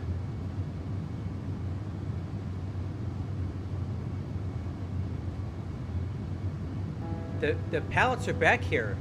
And you know what? Unlike the Flight Factor 777, these things don't shimmer and make all kinds of weird artifacts in here. This is cool. You guys ever seen that? If you go inside the cargo hold of the Flight Factor 777, like all of the cargo back there shimmering and it looks all messed up, but these look good. I wonder if you can walk behind them and stuff, walk through them. Yeah, you can. That's cool. Look at all these. There's all kinds of them in here. Dude, this is cool.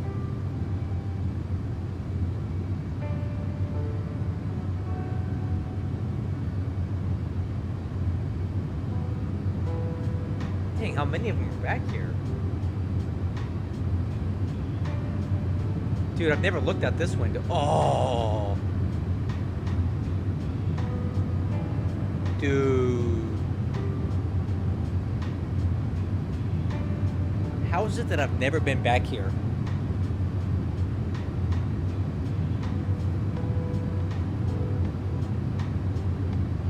I need to come back here more often. This is neat.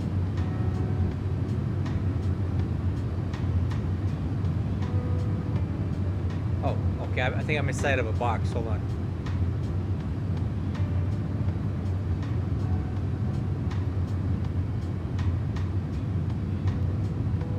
How far back do these go?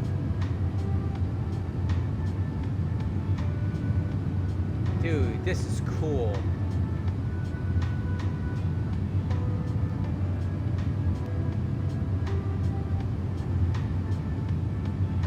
This is really cool how they put these things back here. This looks... I'm gonna say this. I'm gonna go ahead and say this on record. I think the inside of the MD-11 freighter looks better than the Flight Factor 777 freighter. That's cool. Back to the front. That was pretty cool. So Monica, you work as an air traffic controller at hey, Justin, there you go. Monica's your new best friend. My boy here loves Nashville. That's pretty cool. So you work for the FAA, I assume then. I have a friend who works for the FAA at Des Moines. I think he does local control or something.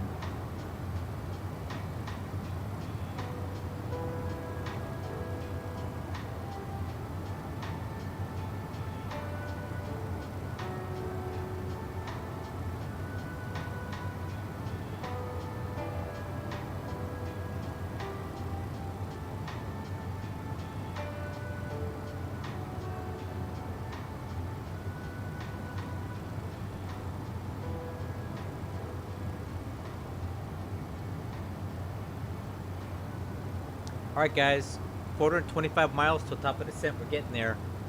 3:55 after, and it is 3:07. So we have less than 50 minutes to go, and we'll be landing.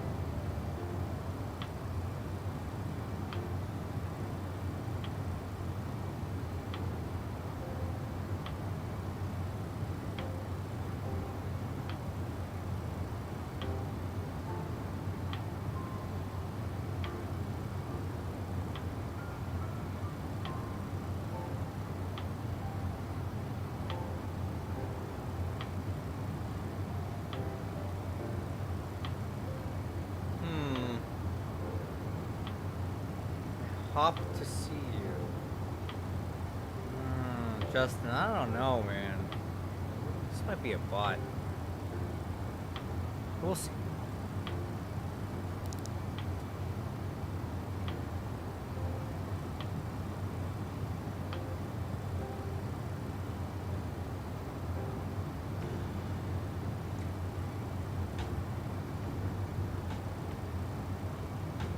See how we're doing over here.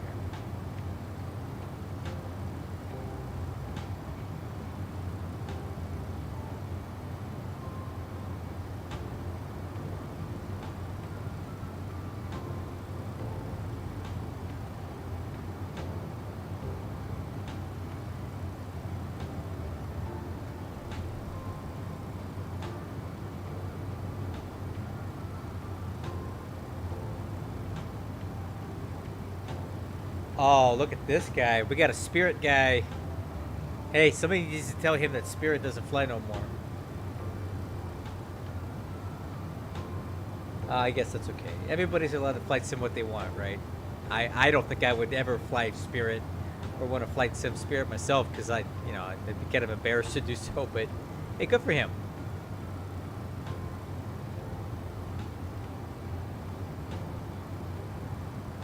No more treating people like garbage. You mean, is that what you meant to say, right? 539. Because that's what Spirit does. Treat people like cattle.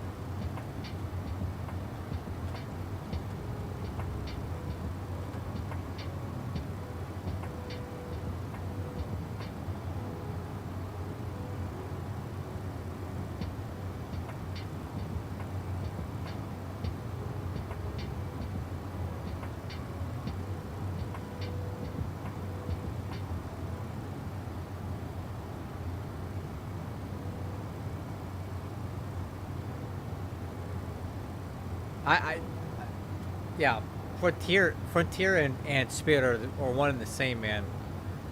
They treat people the same way on both, like terrible.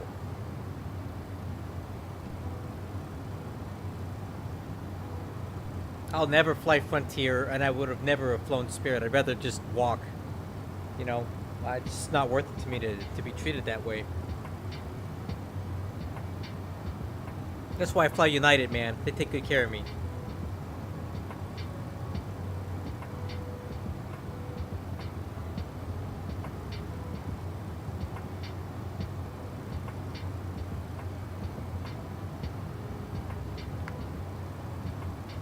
Hey Monica, where did you go to school to be an air traffic controller? Like, what state, what city is it in, where they do their like training, the FAA like ATC Academy thing? Where is that at?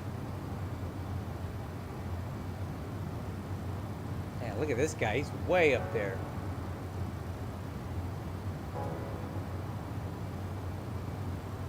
It's an A350 flying overhead. He seems like he's way up there. Jeez, what is he cruising at?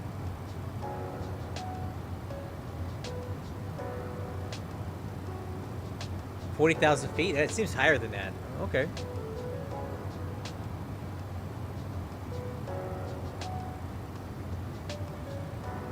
Dallas, Fort Worth, to San Diego.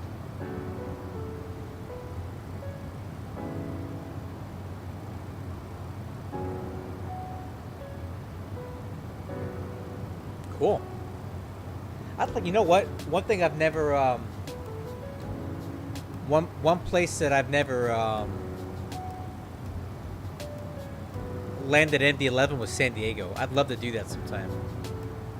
I think that'd be a fun approach to fly. Oklahoma City. Okay, cool. That's where my friend went a couple years ago when he did his thing for where he went to his training, and then he got his first preferred place was Des Moines, and he got it. That's where his family's from. So you got really lucky with that.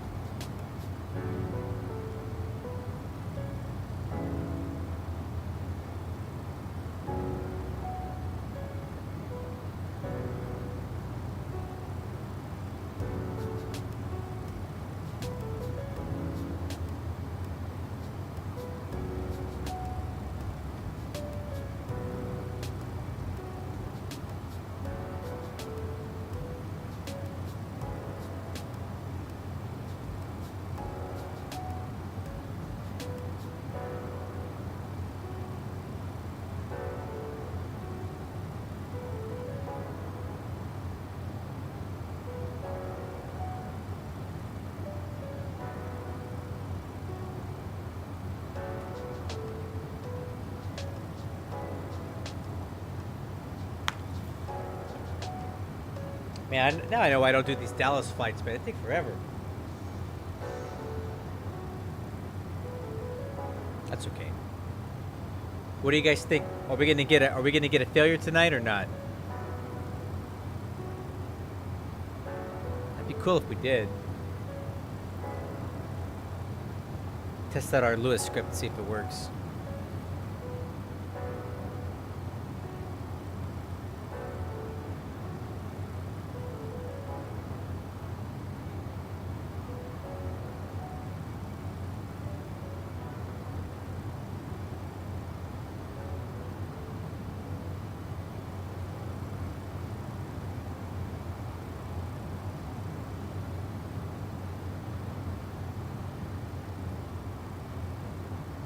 What's up, Watch 1850? I swear I've seen your name before. You used to come around here a lot, right? It's been a while.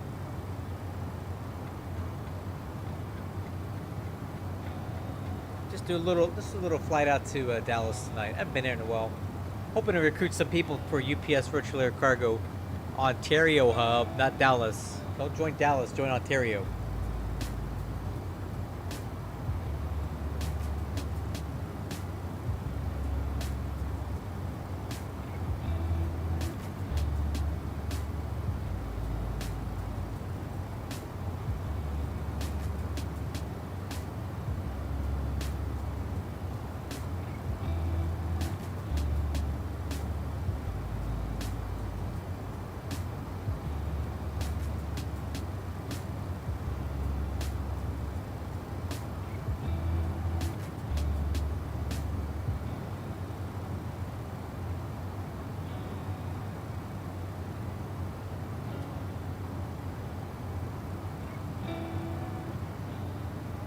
Oh, thank you.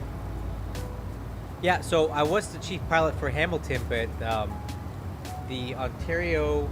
Oh, you see me on VATSTREAM radar? Yep, that's me. I'm right here. I just flew over El Paso.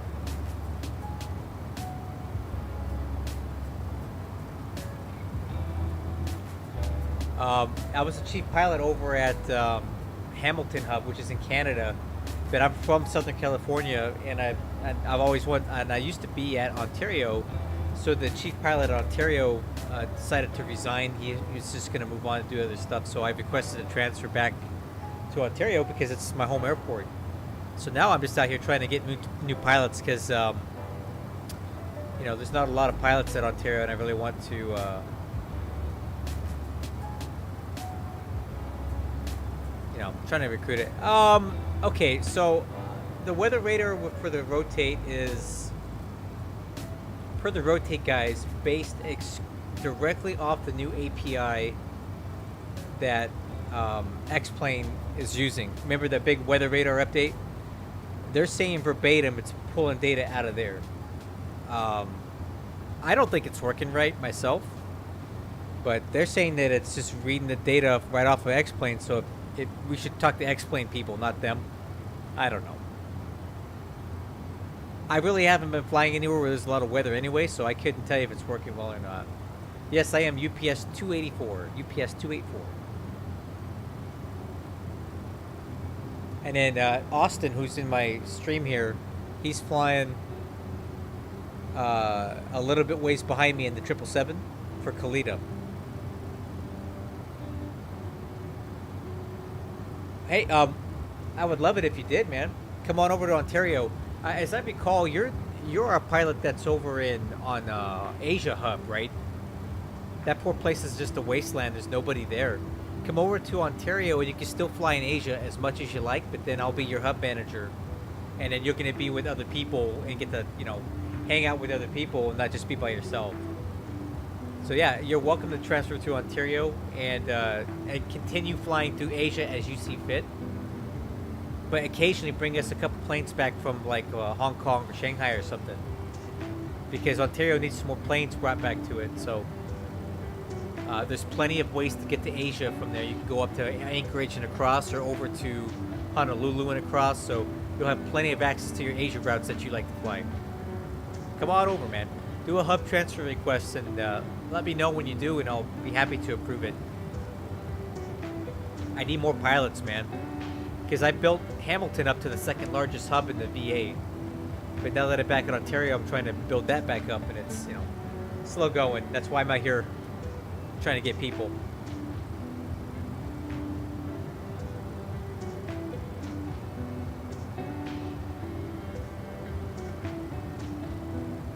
So Singapore to, I'm not sure where VNKT is. I know where WS is. I think it's Singapore, as I recall, right?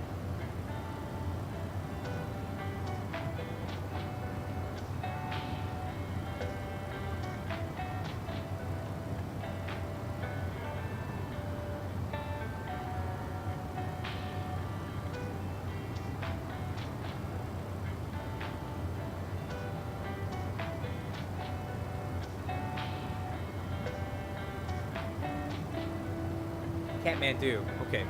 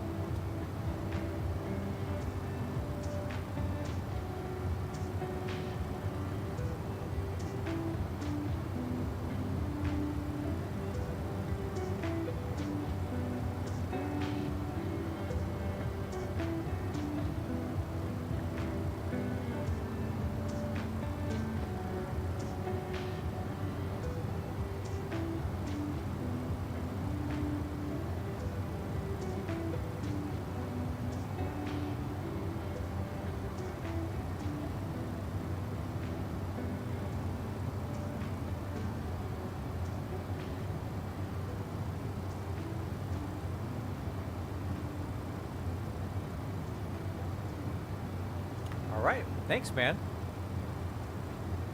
Give me a little bit of time and I'll make that move.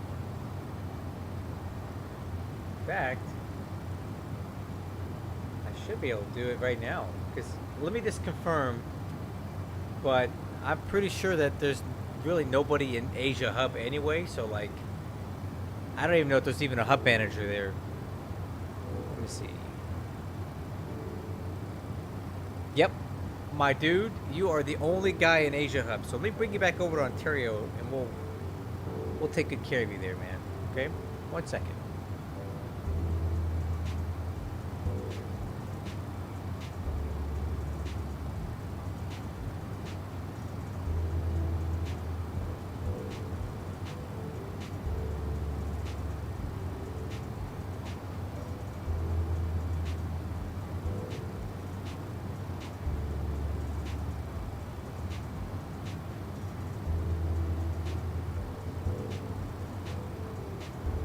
All right, my dude. Welcome to Ontario Hub. I will send you a welcome email later tonight when I land with some information.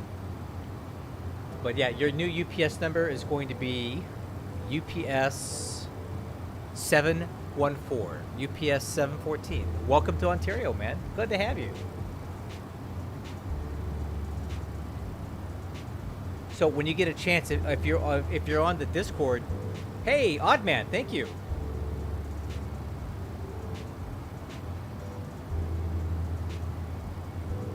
Okay, sure. I'll check my Discord. Hey, thank you so much, man. I'm trying to build a bigger presence on Twitch. I'm actually multi-streaming on YouTube and Twitch. So I have my little OBS is set up to monitor chats from both. So I do appreciate you interacting with me on Twitch. I'm just trying to bring X-Plane to Twitch a little bit more because there's so few people watch it and fly.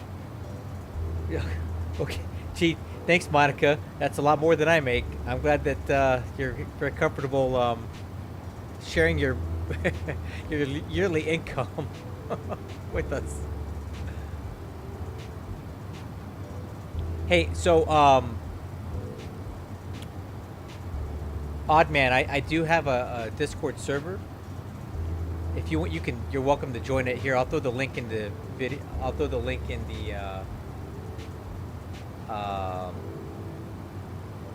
here in the chat. 1 second. There you go.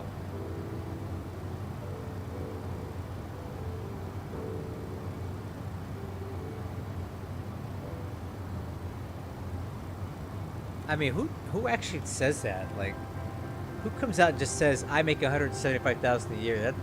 That's kind of gloating, right? Okay, hey, so change your when you get a chance, change your username. Let me see here.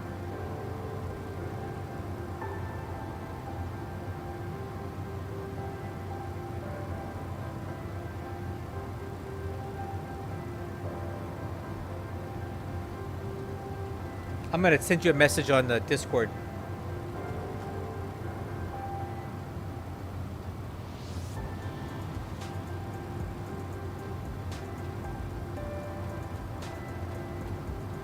There you go, man. I kind of added you, so you can just change your username on Discord when you get a chance, and then once you do that, I'll pull you into the Ontario channel.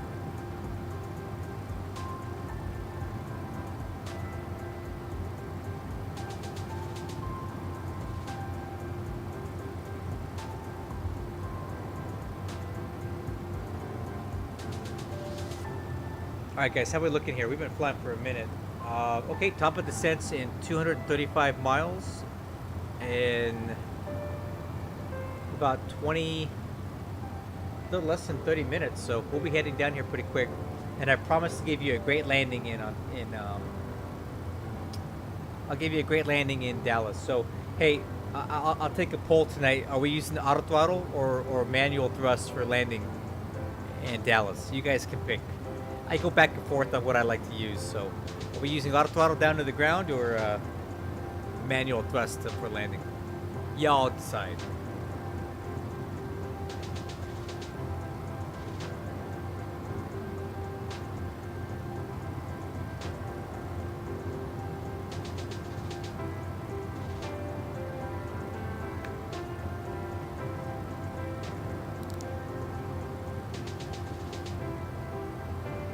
Another plane out there. Let's see what they have.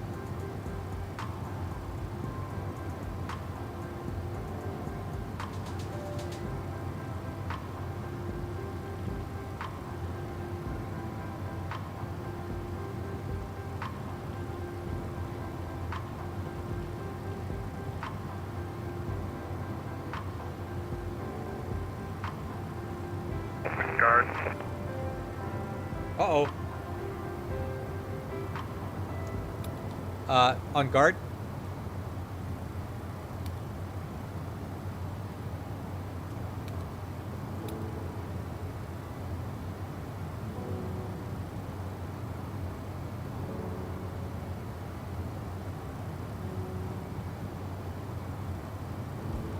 Transmitting on guard. No, nothing. Oh, it's okay, Monica. I'm just giving you a hard time. I just most people don't talk about how much money they make. You know, you know, if you're proud of what you do, then by all means do it. I wouldn't do it. All right. So 22A guard monitoring VHF2.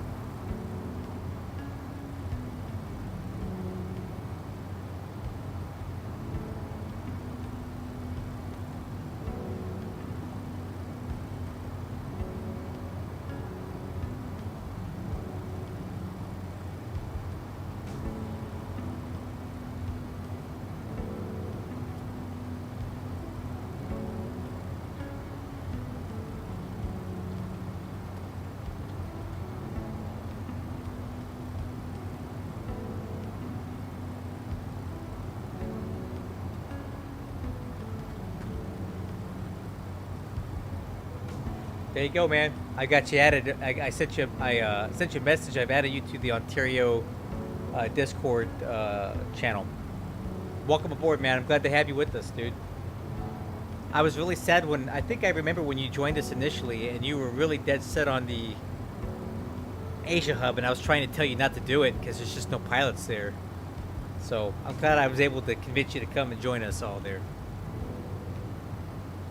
And that was back when I was still at Hamilton, so I was trying to con you into coming to Hamilton. But quite honestly, if you do like flying in Asia, Ontario is much better situated for facilitating Asia flights than Hamilton was. So, welcome. All right, guys, we're turning kind of more to the east here, and that's going to give us a little bit more tailwind component. We got a nice 113 knot push right now.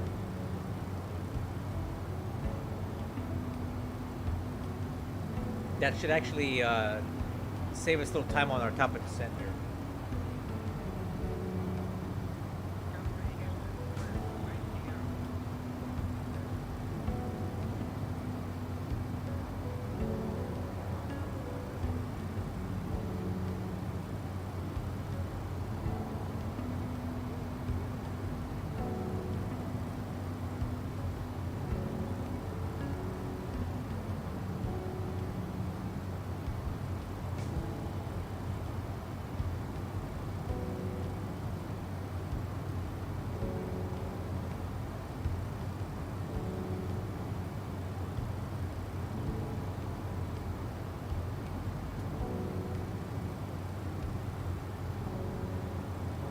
And Oddman, thanks again for the follow on Twitch. I appreciate you very much.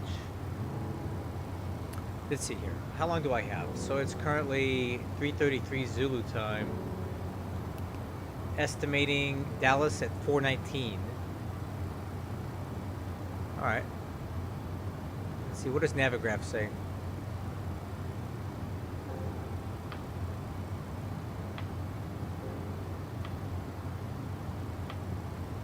I don't know if I agree with that. Destination ETA 405 Zulu. I don't think so, buddy. Now, that would be the case if we were actually, you know, flying this ground speed all the way there. But that's not factoring in your as you slow down for descent and for arrival and stuff. So, I think the FMC is actually more correct. So currently, Ontario Hub has 18 pilots. 18. Hamilton had over 40. Which is crazy for a tiny little Canadian hub, but I want to get Ontario to the max. I want lots of people there.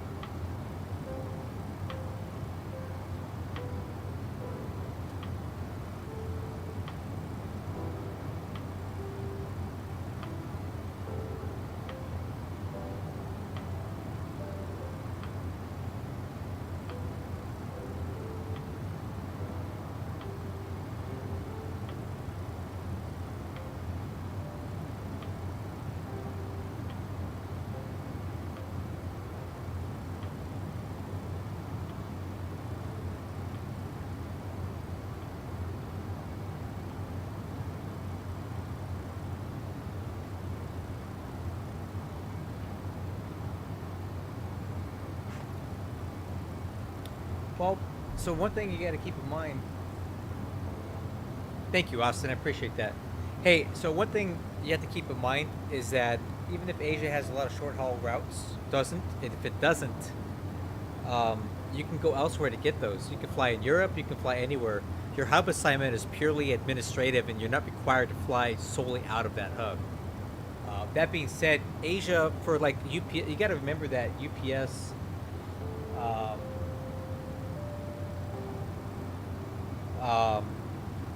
You got to remember that UPS is a U.S. domestic airline. So while it does fly to Asia, we're not going to be doing a lot of inter-Asia routes, right? You would want to get with like Cathay Pacific or like EVA Air or like an Asian airline if you want to do a lot of like local flying in Asia.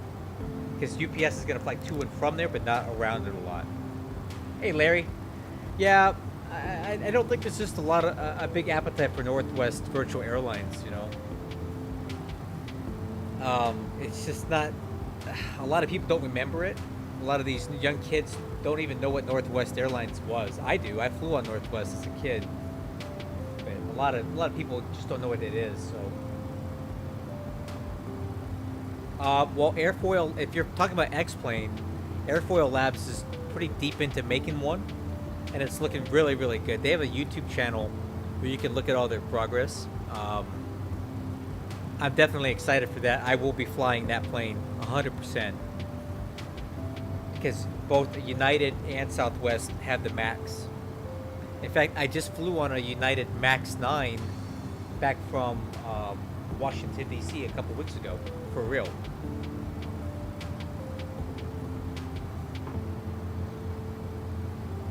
It was a good ride. Oh, and I just found this out today. Check this out, guys. FlyJSim just released a big update today. And apparently, their 727 is getting close to release in next month in June. This is the one from X-Plane 11. They're bringing it over from X-Plane 11 and porting it, and it's getting very close to being released. They just made a big post today on xplane.org. So if you're into like classic 737-200 flying, this is looking pretty cool. I never had X-Plane 12, so I never had X-Plane 11, so I never had this plane. I never got a chance to fly it. So I'm definitely excited about it. I hope it's good, because we just don't have enough classic jets in X-Plane 12, and this is definitely gonna scratch an itch for me if it's decent.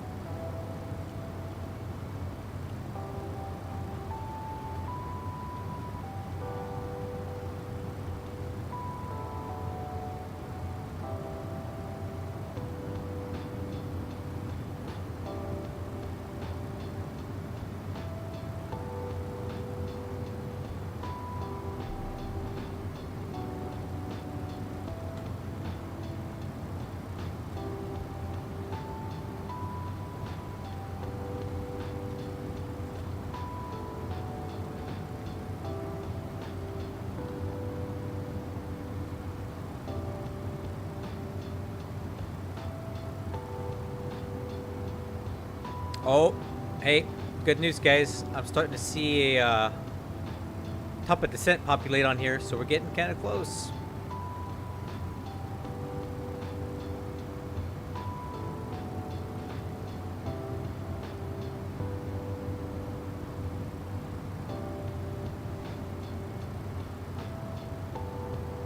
Oh, there's our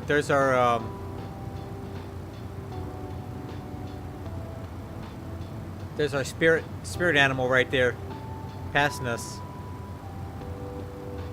Oh, I think he's flying this plane to the boneyard, dude. The Penal Air Park, MCJ.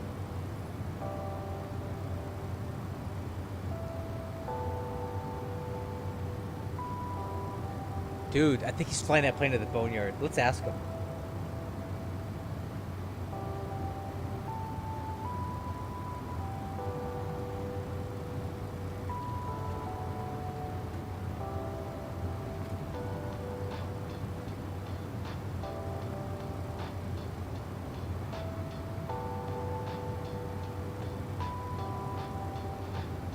Oh, 0001. Okay, let's try that again. NKS.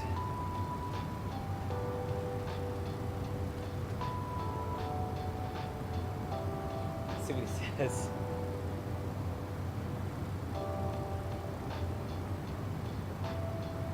Yeah? It's Morana, isn't it? Or what's it? What is it also known? Goodyear? Morana?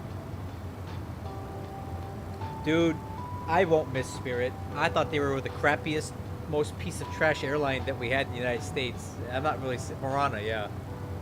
Not too sad to see it go, honestly. Like, that sort of business model doesn't belong in this country. If Europeans want to be treated like garbage and have people like Ryanair, they could do that. But here in the United States, the free market economy is spoken. We don't like being treated like cattle.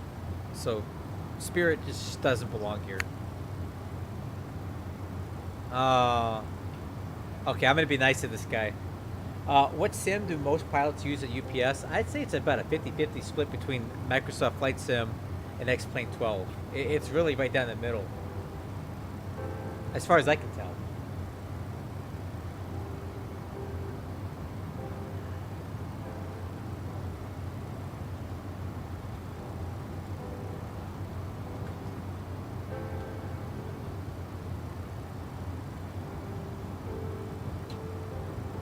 I'll be nice. There's no reason to be rude. My personal feelings about Spirit are irrelevant. You know, and if you think about it, I'm flying an MD-11, which is actually retired by UPS anyway. See you later, Monica. Have a good evening. You be careful out there controlling. Stay alert.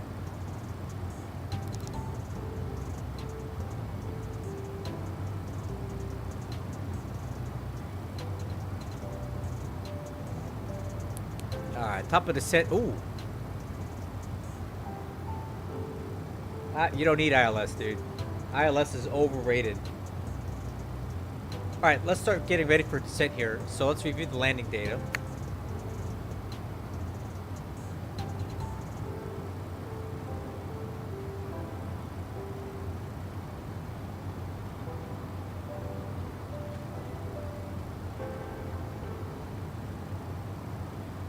Oh, let me send homie a link real quick. Maybe we can get another convert.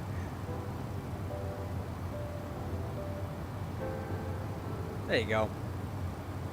Okay, landing data. Let's see here. Okay, so we got a 13,000 foot runway. Okay, flaps 35, approach speed 162. We'll go auto brakes minimum, so that's a long runway, and we don't really need. So here's the deal. Going into Dallas, we're parking over here at Northwest Air Freight, so there's no point in getting hard on the brakes. So what we'll do is we'll plan on a pretty long rollout. So when we land, I'm gonna use reverse idle, and just reverse idle. And auto brakes minimum, and we're gonna roll this thing way out here, okay? I'm gonna aim for like Zulu or Yankee. That's pretty far. I don't know if I can get it that far down the runway, but we're not gonna get hard on the brakes and no max reverse, anything like that, because we got a taxi to here. So getting stopped over here does not help us at all. So long rollout, minimum auto brakes, and reverse idle. Okay, let's go over the arrival.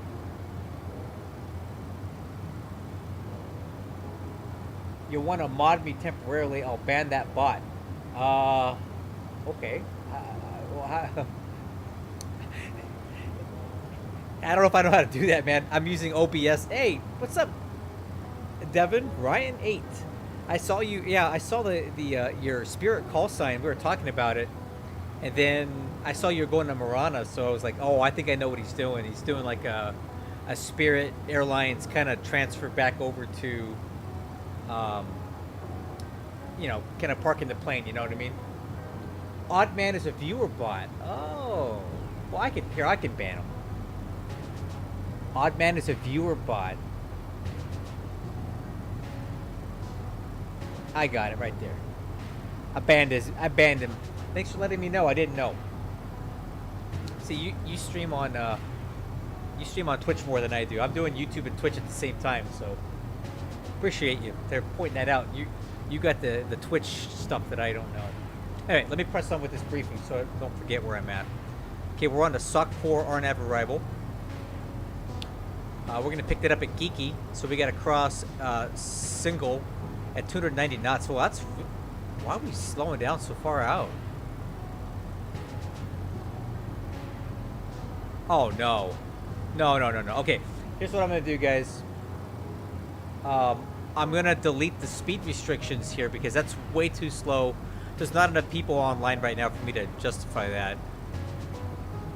Like, if this was a busy, like, Dallas is a busy airport, but right now it's not. And I don't feel like slowing down this much, this far out. So let's do this. Don't tell ATC on me, but I'm not doing all that. So at single, we're going to delete the speed restriction. And you should see that this will push our top of descent out a little bit more, I think. Let's delete this too. And then Darb, I'm going to delete that as well. I don't want to slow down this far away from the airport. Alright, cool.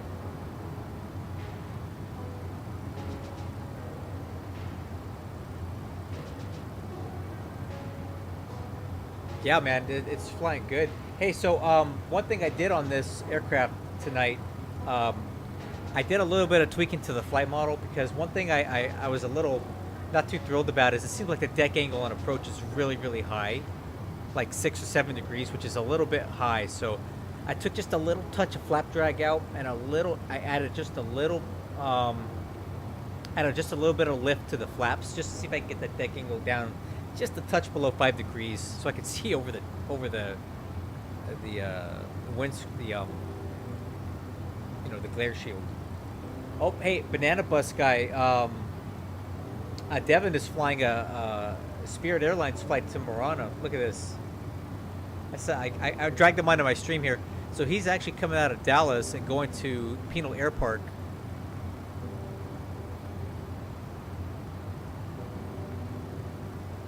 And I bet you this guy here doing the nomadic thing, like that Captain Bob guy, he's probably flying this to Goodyear for something similar. We gotta park all these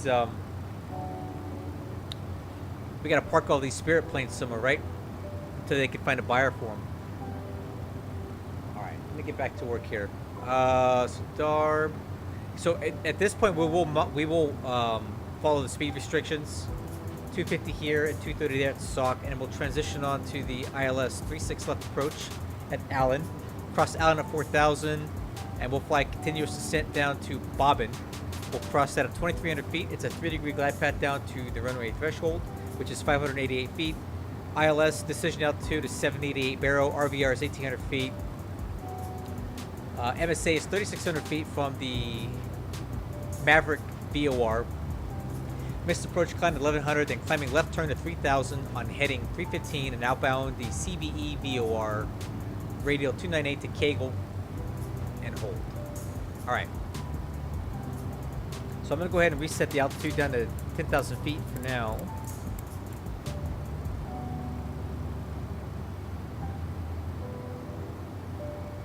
Yeah, Goodyear. Oh, are you the guy doing the nomadic flight or what?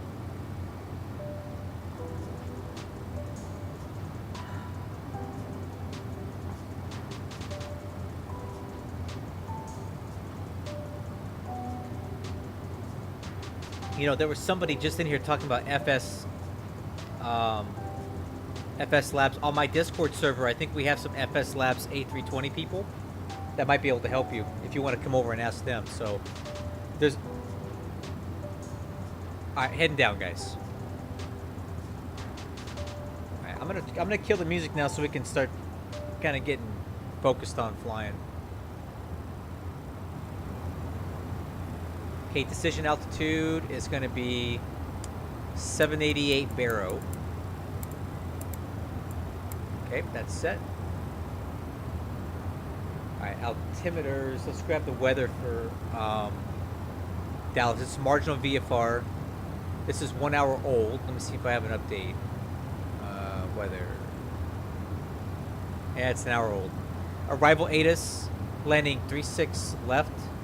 Wind 04088, so we have a right quartering headwind. Overcast at 2,700 feet, so we got a little layer to break through. Temperature 16, altimeter 3001. Expect a higher less runway 36 left. Okay.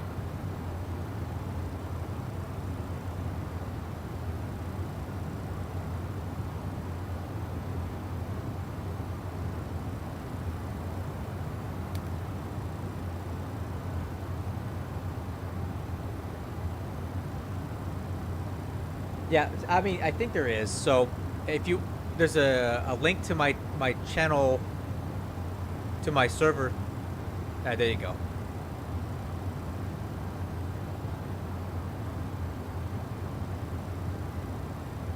Here, I'll point you in the right directions.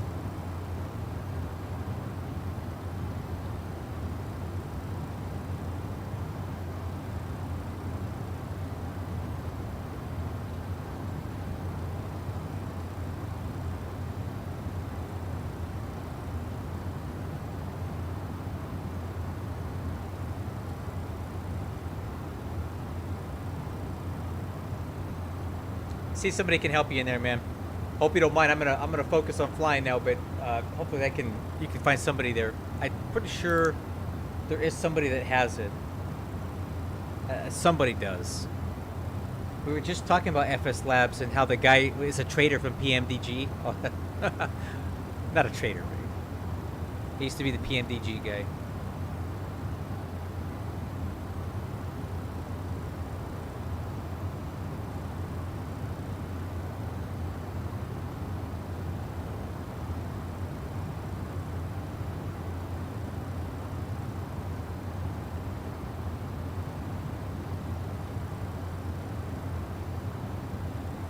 Okay, looking good on descent.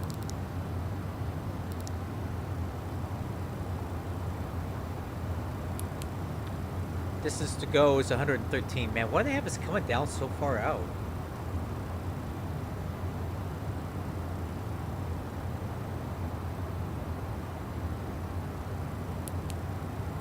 Map.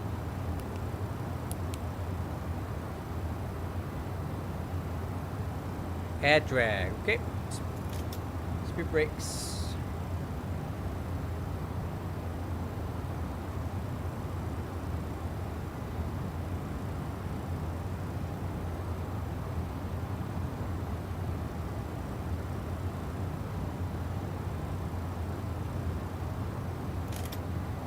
Good track.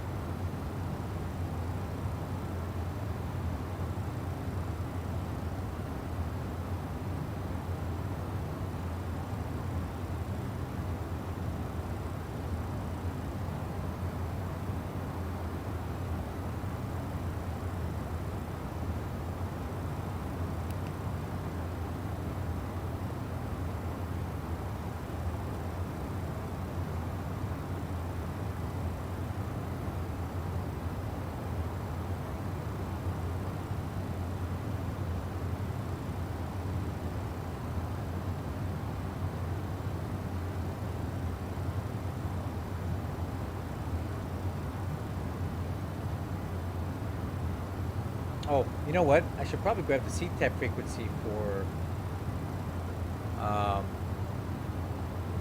Let's see, CTAP K DFW 126.55.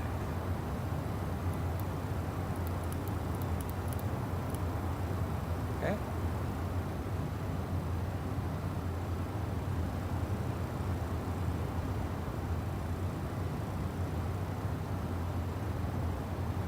At drag. How did I get my VATSIM like that? What do you mean? Like this? This is XPilot, so this is X-Plane, not Microsoft Flight Sim, so we have a better client than you do. I hate to tell you. XPilot works way better than vPilot.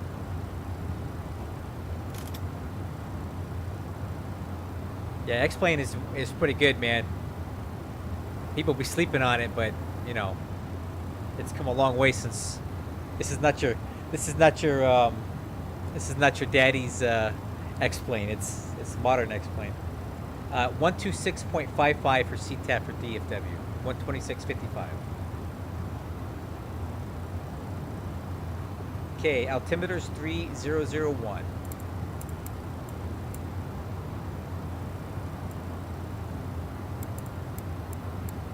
We'll cross-check that at 17,000. Yep, 2655. Hey, just wait. Wait till we get down low, Sky. Wait till we get down low. Speed brakes.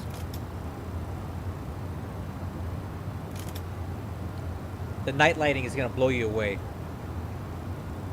Altimeter setting. Checked. You might. Yeah, we should be there in not too long. See, we're 81 miles out. 416 is the expected arrival, so about 17 minutes we'll be on the ground there.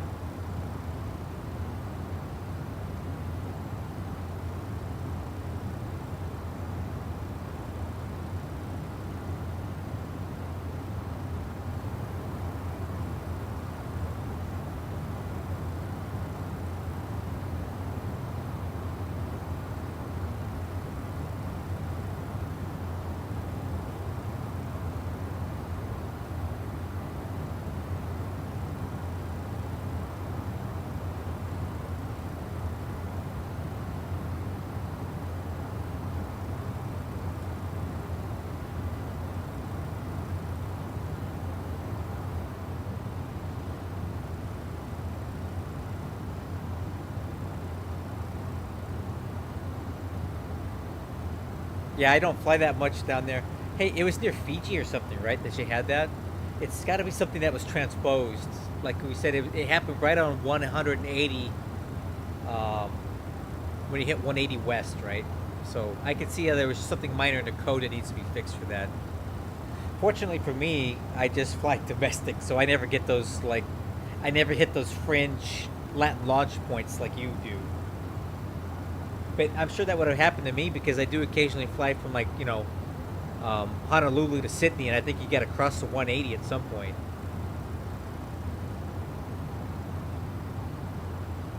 Hey, Mug. I saw that thing. I saw that thing at Raleigh, and I elected not to do it tonight. I was hoping for something a little more chill. I like VATSIM events. I just wasn't in the mood tonight. That's kind of like a Friday or Saturday night thing for me. Wednesday nights, I just don't have the mental capacity to deal with that much traffic. You know what I mean? But I do like VATSIM events a lot. I've flown into some absolute monsters. I think I did one at Atlanta a few months ago where there was 100 people on the ground on the airport. It almost crashed my computer. So much happening there. All right, 245 thrust. I'm going to throw out some speed brakes here to help slow us down.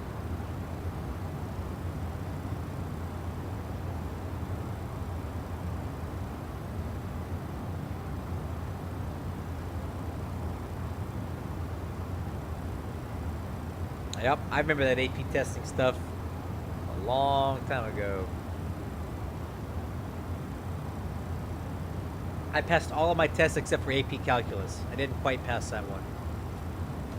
Alright, speed brakes retract. We'll let it coast in.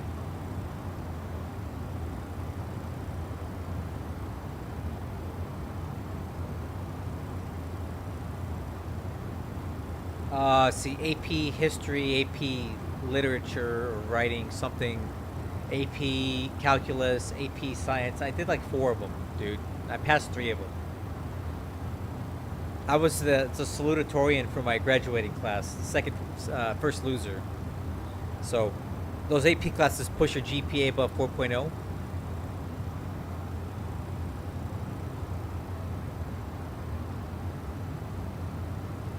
Hey, thanks a lot, Sky. I appreciate that very much. I'll be landing on 36 left because the Northwest Cargo Complex at the top of the airport, that's kind of where we operate out of with UPS, so...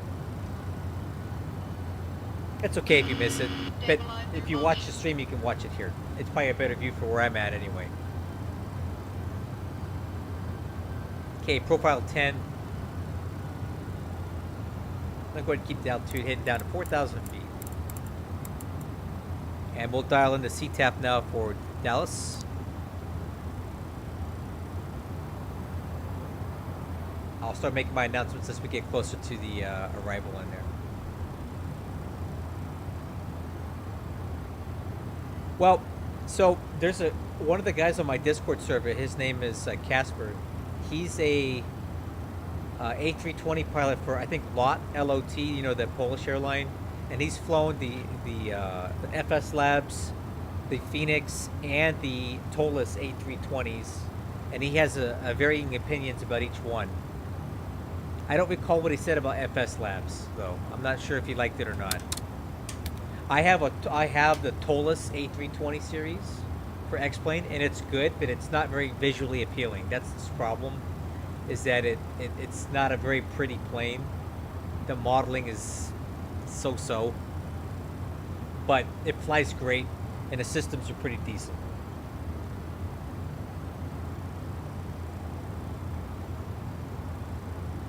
Alright guys, 250. So I think he liked the Tolis for flying. He said it was the absolute best flying plane as far as handling. I think he liked Phoenix for the systems modeling better. He said Phoenix had better systems, but nothing beats like X-Plane flying is just better.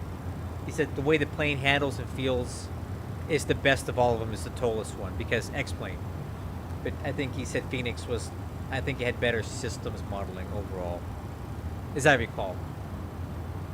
Yeah, hey, listen, Sierra, you know what they mean by study level. They mean a high level of fidelity. Obviously, it's not a real flight simulator, but it's a lot of effort put into trying to emulate systems as best as possible. Like, you got to read between the lines there, man. You know what they mean. All right, speed brakes. DFW traffic, come back in 474, cleared 36 left at Whiskey Kilo, holding short 36 right. DFW. And by the way, minus 200 feet per minute is not a bad landing, so like it's not bad. Don't get caught up on the feet per minute. Get caught up on the G level. Anything under 2 G's acceleration is considered okay. So if it's 300 feet per minute or if it's 100 feet per minute, it's kind of irrelevant. That's something that's a flight simulator. That's a flight sim guy metric that we do because we don't really have any other way of judging our landings because you can't really feel it in your seat. We have to go by these numbers, but the numbers don't really mean what you think they mean. So don't get hung up on that.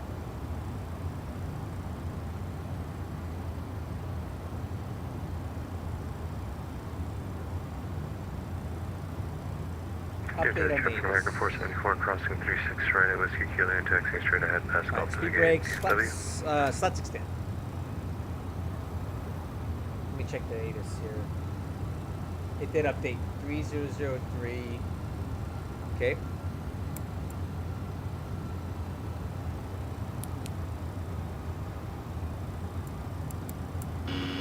Stabilizer motion.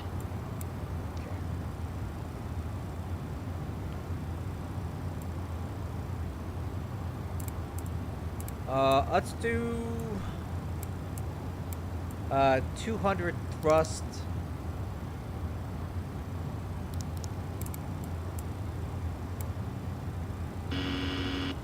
200 thrust, flaps 15.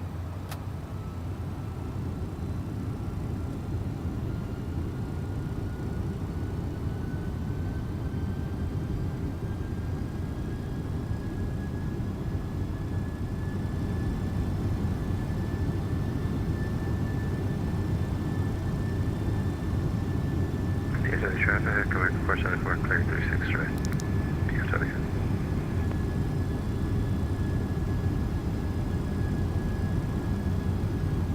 Well, I don't think they call it VNAV on a Airbus, right? Isn't it managed descent? Isn't VNAV kind of a Boeing term? Not to get caught up on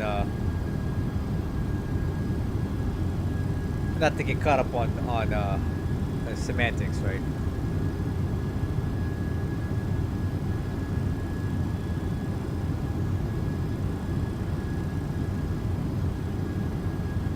Okay, 200 thrust, profile to 4.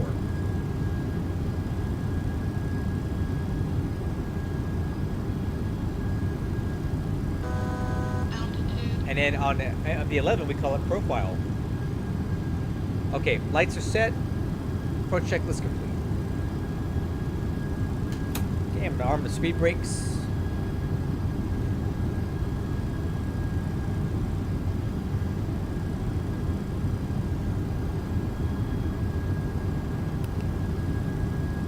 Okay, approach speed 162.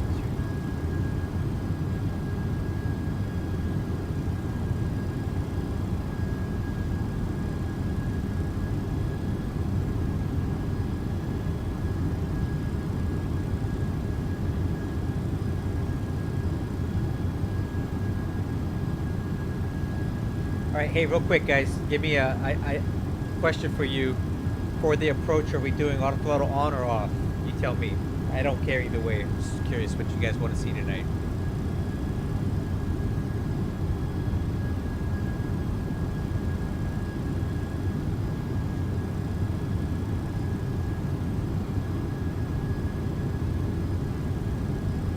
Okay, you got it. We'll do that. Auto throttle off. You got it. America has spoken. All right, let's go FMS speed.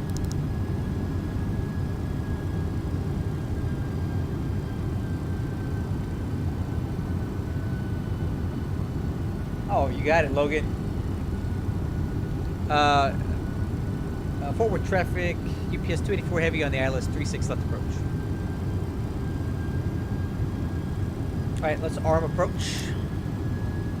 Localizer capture.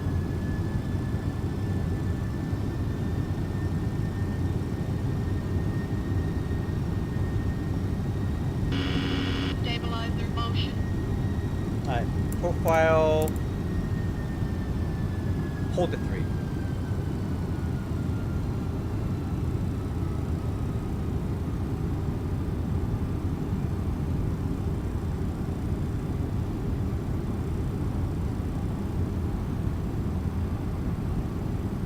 Actually, no. Let's hold at 3. Let's hold at 3 until we get the glide slope. I'm not quite sure what we did that diving. 2500.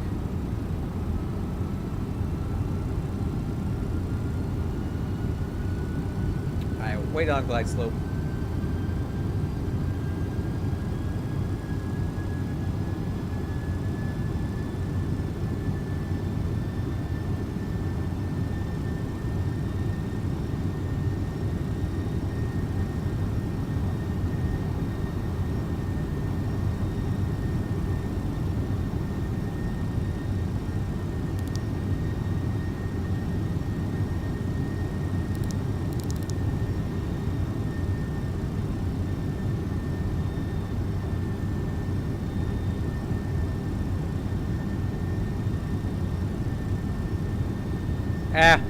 I put it on train. I don't want to see it anymore. There's no weather in front of us. I don't think I need the Wixer on at this point. But yeah, I would typically tilt it up because it picks up a lot of ground clutter.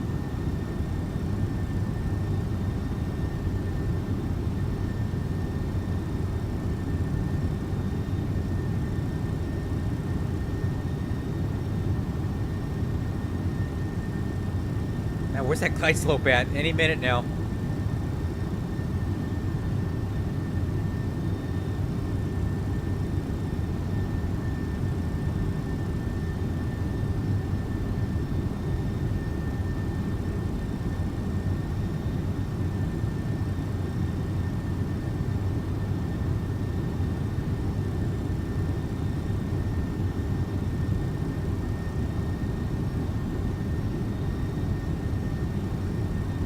Alright, glide slope's alive.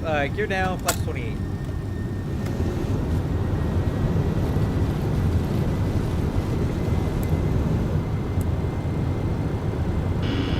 Stabilizer motion.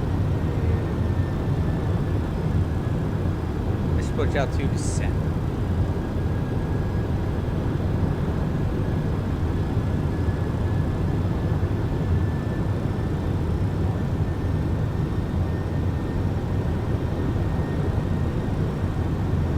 Okay, glide slope, flaps 35. Before landing checklist, landing gears down for green, spoilers, arm, auto brakes, minimum. Flaps 35. Altimeter's crushing, A&D green box. Let's approach altitude set. Forward traffic, UPS, 284 on final, 36 left. Alright, autopilot's coming off. Autopilot. Hard throttle.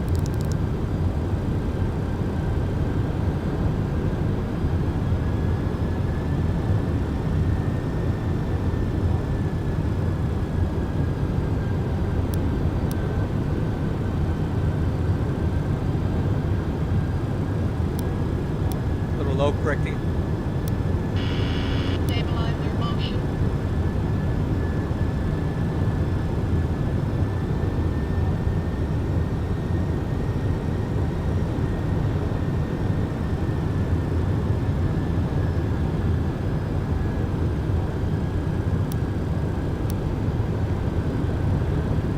A little bit low on the glide path, trying to get on it. Trying to correct to it.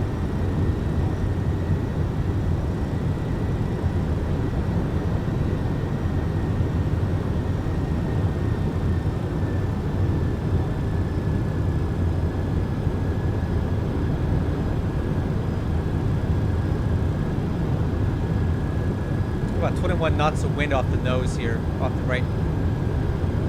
About speed, correcting.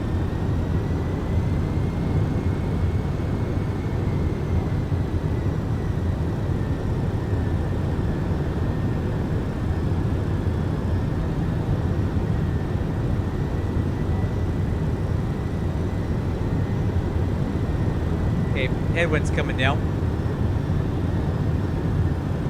1,000.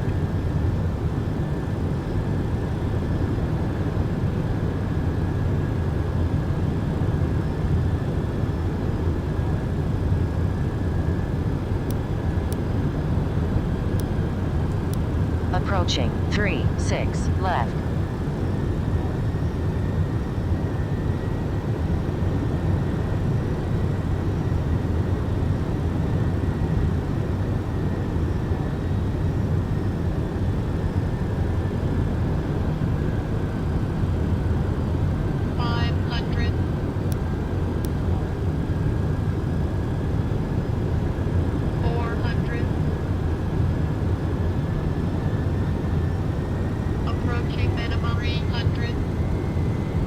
Losing our headwind. A little bit high there. 200. Yeah, we're a bit high. 100. I'll take it. We got a long runway. 50, 40, 30, 20, 10.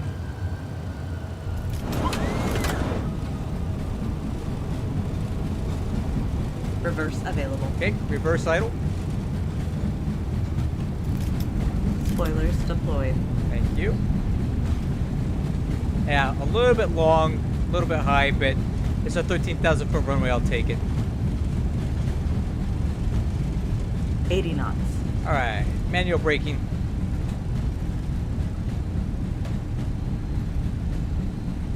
$6,000 feet remaining. A little bit high there. The wind was coming down a lot on the bit. 5,000 remaining.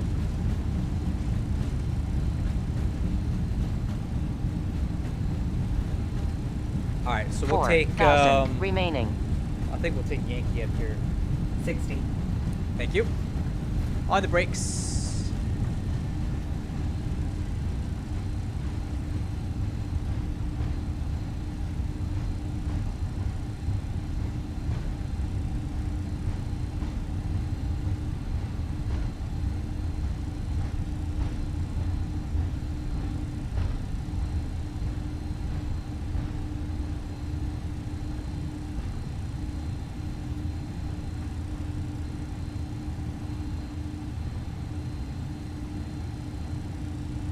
Forward traffic, UPS 284 heavy is clear of 36 left at Zulu. Correction, Yankee.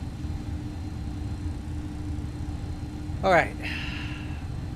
After landing checklist, spoiler handle, flaps. Oh, wrong button. Auto brakes. Radar switch. We'll make a right turn here.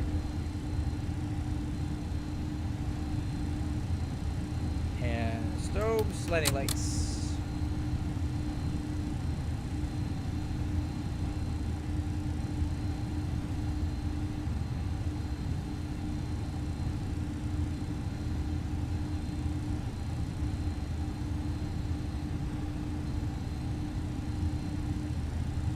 Okay, let's see. APU and stab trims coming down.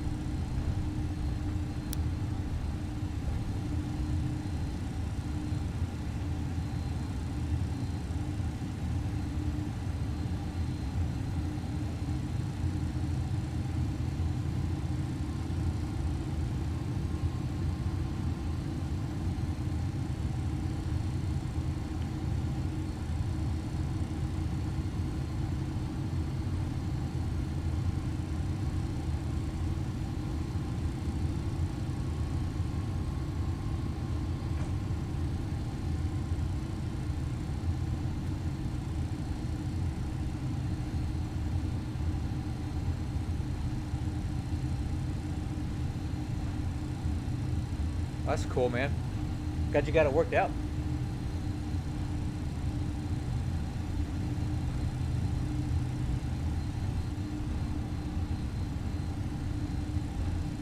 All right, finish that stab trim.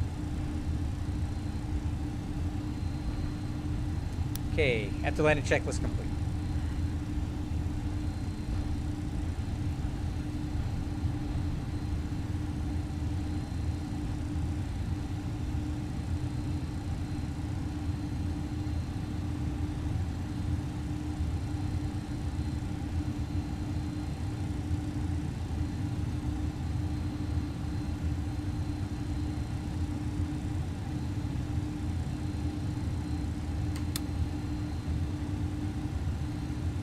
Twenty-five heavy on final for the 36 left ILS approach.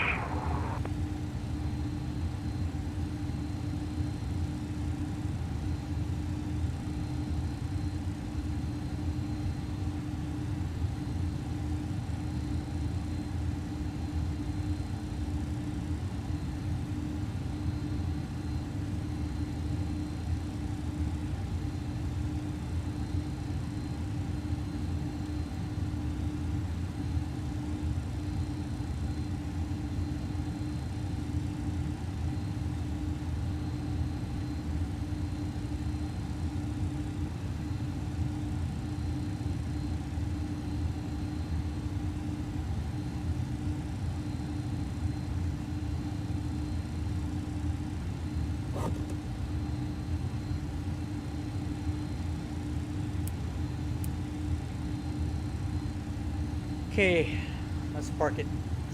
Transponder. The switches.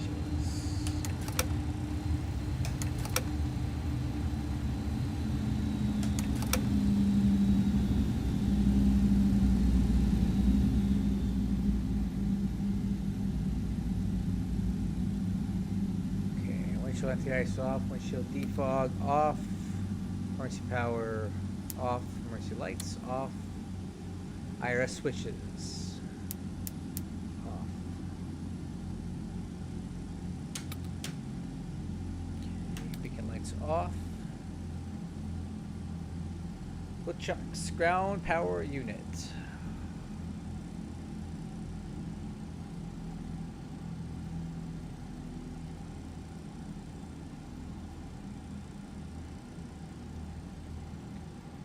Parking brake released. External power. APU power is off. APU's off.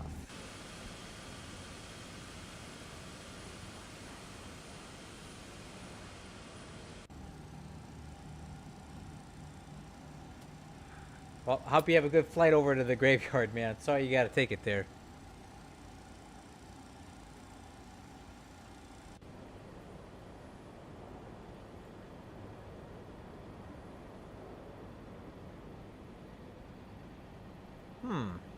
Shouldn't it unload the aircraft? Is it gonna load more stuff? That doesn't seem that would work.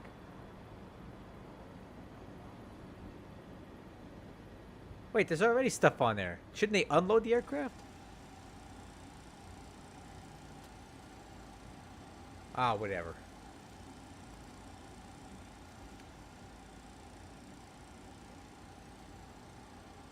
Yeah, I don't think they're bringing it back, man.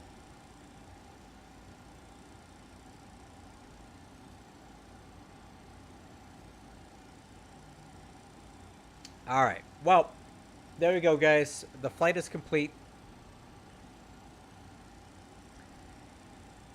I had a good flight. Met a lot of new people tonight, which is really cool for a Wednesday night on Twitch and on YouTube. So I appreciate you guys being here. I hope you, if you're flying right now, I hope you have a great end of your evening. Austin, thanks for coming along with me.